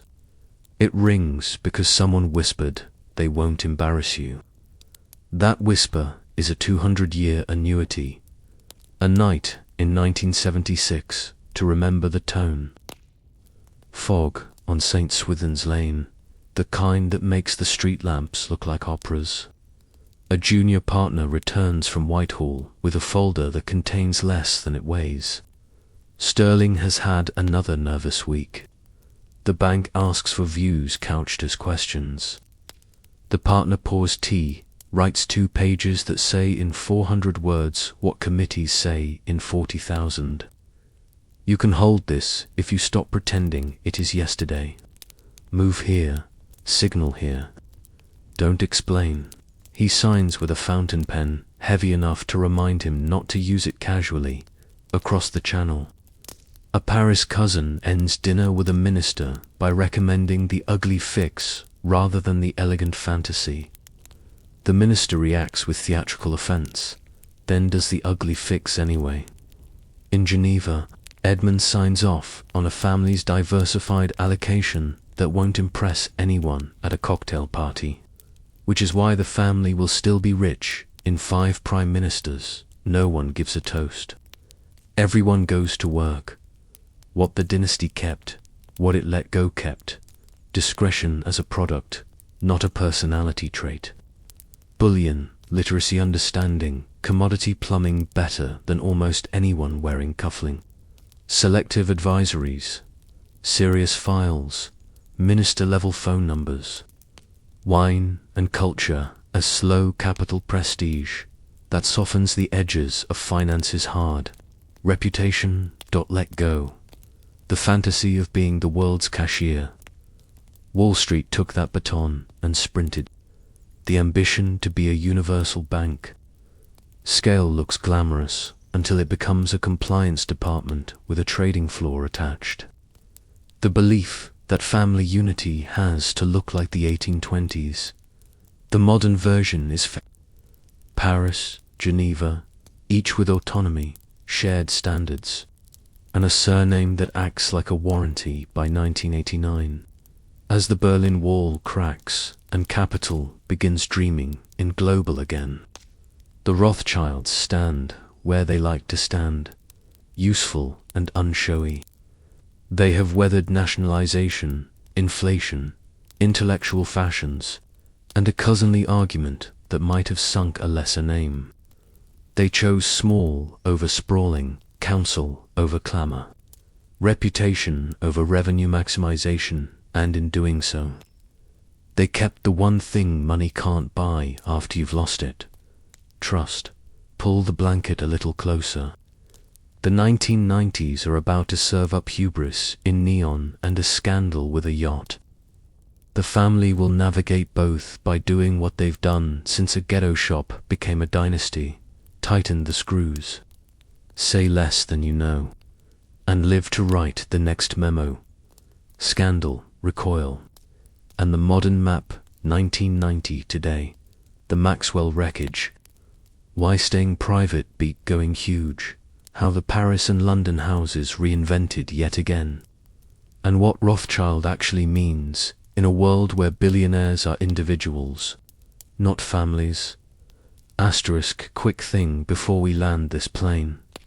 If these long cinematic history rides are your jam, tap like, hit subscribe with the bell, and drop your city plus local time below. It's still wild to see Des Moines, 8:43 p.m. Under Honolulu, 3:43 p.m. While I'm recording way past reasonable. Okay, blanket up, pillows right. We're going to finish the arc. From a yacht in the Atlantic and a scandal that splashed everyone on deck, through a quiet rebuilding, to what Rothschild means in the age of trillion-dollar markets and billionaire influencers. The body in the water. November 1991. A call goes out from the Lady Robert Maxwell's yacht, and within hours the world has a new headline and British finance has a new migraine. Maxwell, publisher, dealmaker, gravitational personality, has gone overboard. For a few stunned days, the story's a question mark with a silk handkerchief. Then the accountants arrive, and the question mark hardens into a period made of stone. Behind the swagger and the headlines, Maxwell had been borrowing from his own company's pension funds, shuffling assets and papering the gaps with charm and momentum. The hole he leaves isn't just reputational, it's arithmetic that makes the air in boardrooms go thin. Banks and advisors who ever worked with him wake up next to headlines that use their names as punctuation. The Rothschild reaction is instructive. They don't pound the lectern or draft op-eds about other people's sins. They do what 2 centuries have trained them to do: audit the risk, fortify the balance sheet, tighten client intake, speak carefully, and keep working. You can't quarantine proximity perfectly in a small island financial culture. You can quarantine contagion by being ruthlessly boring when everyone else is writing memoirs. The family's London leadership treats the episode like a fire drill. You pass by using the same door you use every day. Inside the house, the Maxwell wreckage hardens an old creed into policy. Reputational leverage is the only leverage that compounds forever. Lose it once, spend a decade buying it back in pennies. Keep it, and storms merely test your roof. Why staying private beat getting huge? The 1990 SR, the decade of scale. Megabanks swallow banks, which swallow boutiques, which swallow any distinctions at all. Universal banking looks like destiny. Every service under one logo looks like efficiency on a PowerPoint slide. This is the era when ambition is measured in headcount and square footage, when the new product is the platform. The Rothschilds don't buy that ticket. Not because they can't afford it, but because they've priced the hidden line items. Big shops develop an immune system that attacks discretion. Endless committees. Headline hunger, a trading floor's compulsion to be the plot rather than the stagehand. The family has tried versions of bigness before. In the 19th century, scale meant branches across empires, and in the 20th century it would have meant going public, defamiliazing governance, and living on quarterly calls. They choose a narrower road: advisory weight without advisory noise, wealth management without billboard swagger. sector specialties where execution matters more than logos. This isn't nostalgia. It's strategy. A client deciding who should sit next to them when a sovereign debt workout gets negotiated at 2 a.m. wants three things. Competence they don't have to explain. Continuity that survives ministers and market moods. Silence that holds when the room empties. You can be big and deliver. Number A, you can be public and deliver number 2 in good weather. Number A, the strategically useful kind of quiet is hard at scale. The family keeps their edge by keeping their surface area small. Paris plus London, 2 hands. One handshake by the early 2000s, a cleaner architecture forms. The French house rebuilt after nationalization. Led by a new generation with David de Rothschild out front leans into mergers and acquisitions advisory, restructuring, and a style of sovereign council that feels like civil service with better pens. The London house continues to own resources, expertise, mining, energy, a bullion DNA that still matters even when gold is no longer the spine of the system. And privatization, infra know-how that governments, by when they graduate from rhetoric to spreadsheets, the two houses cousins, with different passports, do the hard, unromantic work of aligning incentives without dissolving identities. Joint ventures here, shared branding there, cross-pollinating deal teams without creating a bureaucracy that eats the point of being small. If you squint, you can see the original Five Brothers design, reskinned for a globalized world, federated rather than centralized. Standards over commands. Call your cousin still the most important policy. That federation turns into a clearer Rothschild and co-posture over the next decade. One family of firms, multiple seats at the table. A reluctance to pretend sameness when complementarity is the advantage. What survived the .com? What survived 2008? 2 storms roll through global markets in a single decade. First, the .com bubble floods the floor with business models made of adjectives and burn rates. The family is not anti. They're anti-math that doesn't add. They work with founders who want capital as counsel, not capital as confetti.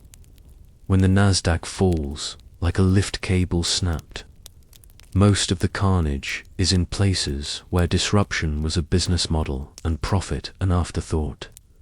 Rothschild clients bleed less because the bankers were the adults in the room who kept saying, no, you can't pay for a factory with vibes. Then 2008 arrives the financial crisis that turned mortgage acronyms into explosives. The megabanks, optimized for bull markets and share price trophies, eat their own tail. Governments rescue. Public disgust.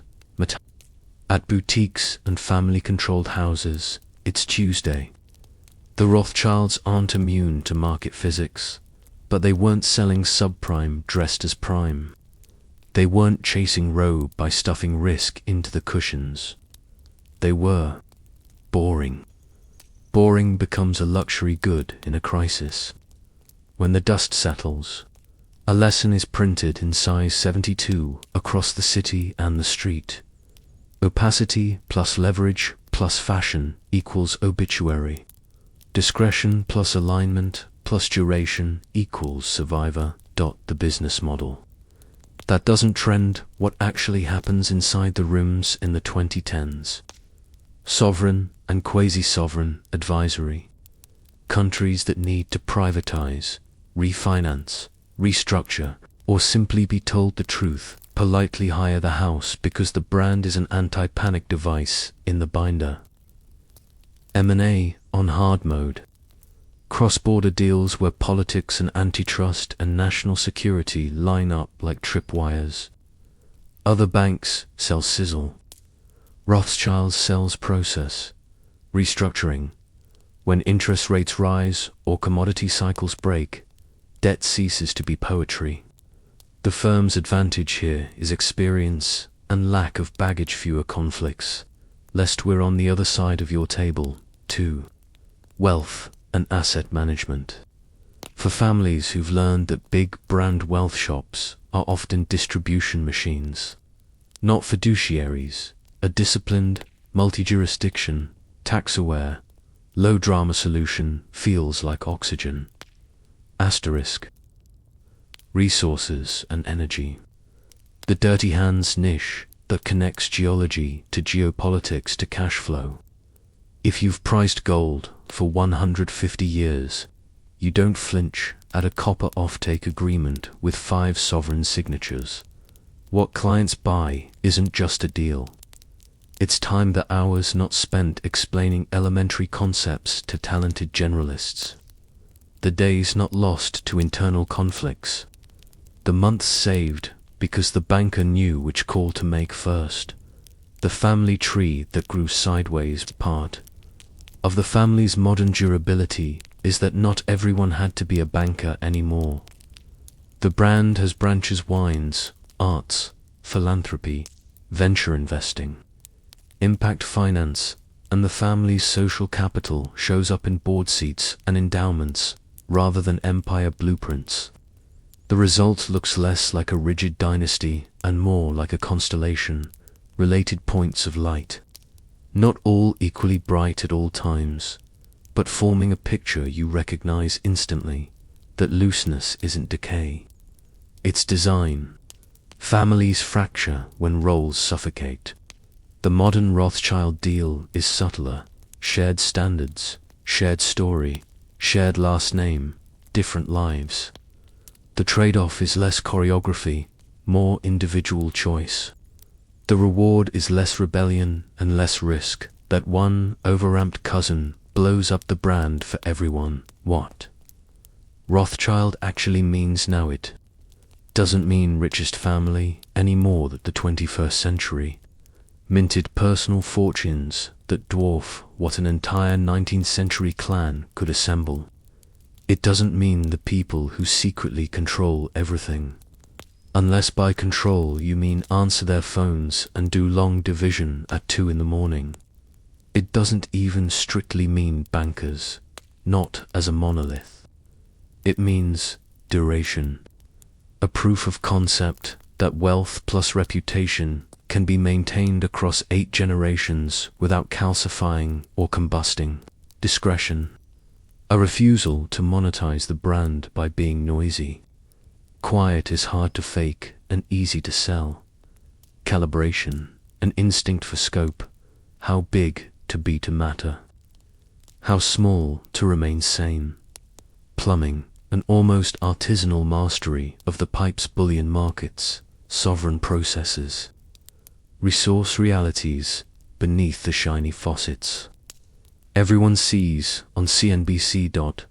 When a minister who will never put their name on a podcast needs the one shop that will say no in a way that can be taken to cabinet as yes, with conditions they call. When a family that doesn't want a family office that becomes a cousin's plaything wants boring excellence, they call. The brand is still a warranty, not a billboard. The internet made everyone loud. The family stayed quiet. This is the part that feels almost rebellious now. In the age of personal brands, founders live stream board meetings. Politicians subtweet central banks, and hedge funds post conviction threads. The Rothschilds don't. You can read that as arrogance, or you can read it as a business model built on scarcity. There's not a lot of premium left in a world where everyone talks. There is premium in credible silence. That silence isn't secrecy about wrongdoing. It's privacy as professionalism. Clients disclose more. Bankers broadcast less. It's amazing how much faster solutions arrive when no one is performing for the algorithm. The algorithm of survival. Let's distill 260 plus years into an operating system you can tape to your fridge. Move first, explain later. When weather turns, you need velocity more than consensus. Diversify by jurisdiction before you diversify by asset. The law can change faster than the market. Reputation is the compounding asset. It throws off deal flow like a dividend. Don't spend the principal on a win. Stay small enough to be invited everywhere, big enough to matter when you arrive. Write short memos that make people act. Long papers are how courage dies. Say no early, kindly, and with a better yes attached. Be least interesting at the cocktail party and most useful in the crisis. Teach your kids cycles, not slogans. The world forgets. Families cannot. That's the algorithm. The internet may not push that to its For You page, because nuance doesn't trend. But nuance is how you get to the part of history called Still Here. A closing scene, St. Swithin's. Now a grey morning in the city. The street looks older than the steel and glass above it. Inside, a partner in their 40 sharp, not loud slides a folder across a table to a minister who hasn't slept. The numbers are ugly. The plan is uglier in the way surgery is ugly and life-saving. The partner says 10 sentences in a voice that doesn't shake. The minister nods. Outside, Twitter is inventing conspiracies about people like this, in rooms like this, doing things like this. Inside, 2 professionals conclude a meeting that will keep a grid running. A currency stable, a headline from existing dot in Paris. A cousin drinks coffee and watches their team finalize a cross-border merger, whose press release will be elegant and whose footnotes will contain the part that actually mattered. In Geneva, a portfolio manager trims risk and refills a client's cash bucket without sending a single breathless email. In a vineyard, someone walks a row and knows by the tilt of a leaf what the harvest will taste like 12 years from now.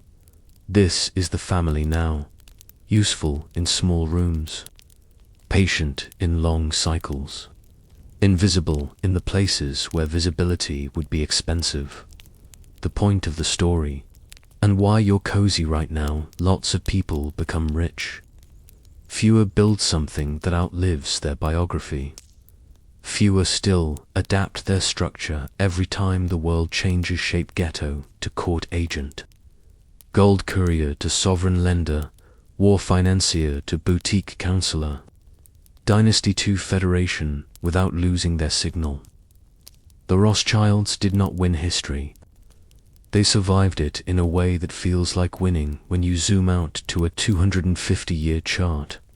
If you strip away the myths, the conspiracies, the tall tales told by dinner guests who like the sound of their own cleverness, you get a family that learned a set of boring, powerful habits and taught them to their kids. That's not sorcery. That's culture. And culture is the compound interest of behavior. You're tucked in. The room is quiet. The story ends not with a trumpet, but with a pencil scratching a date on a memo header. Someone will read it in 2075 and see the same handwriting. That's the legacy. Not domination, duration. Sleep well, asterisk.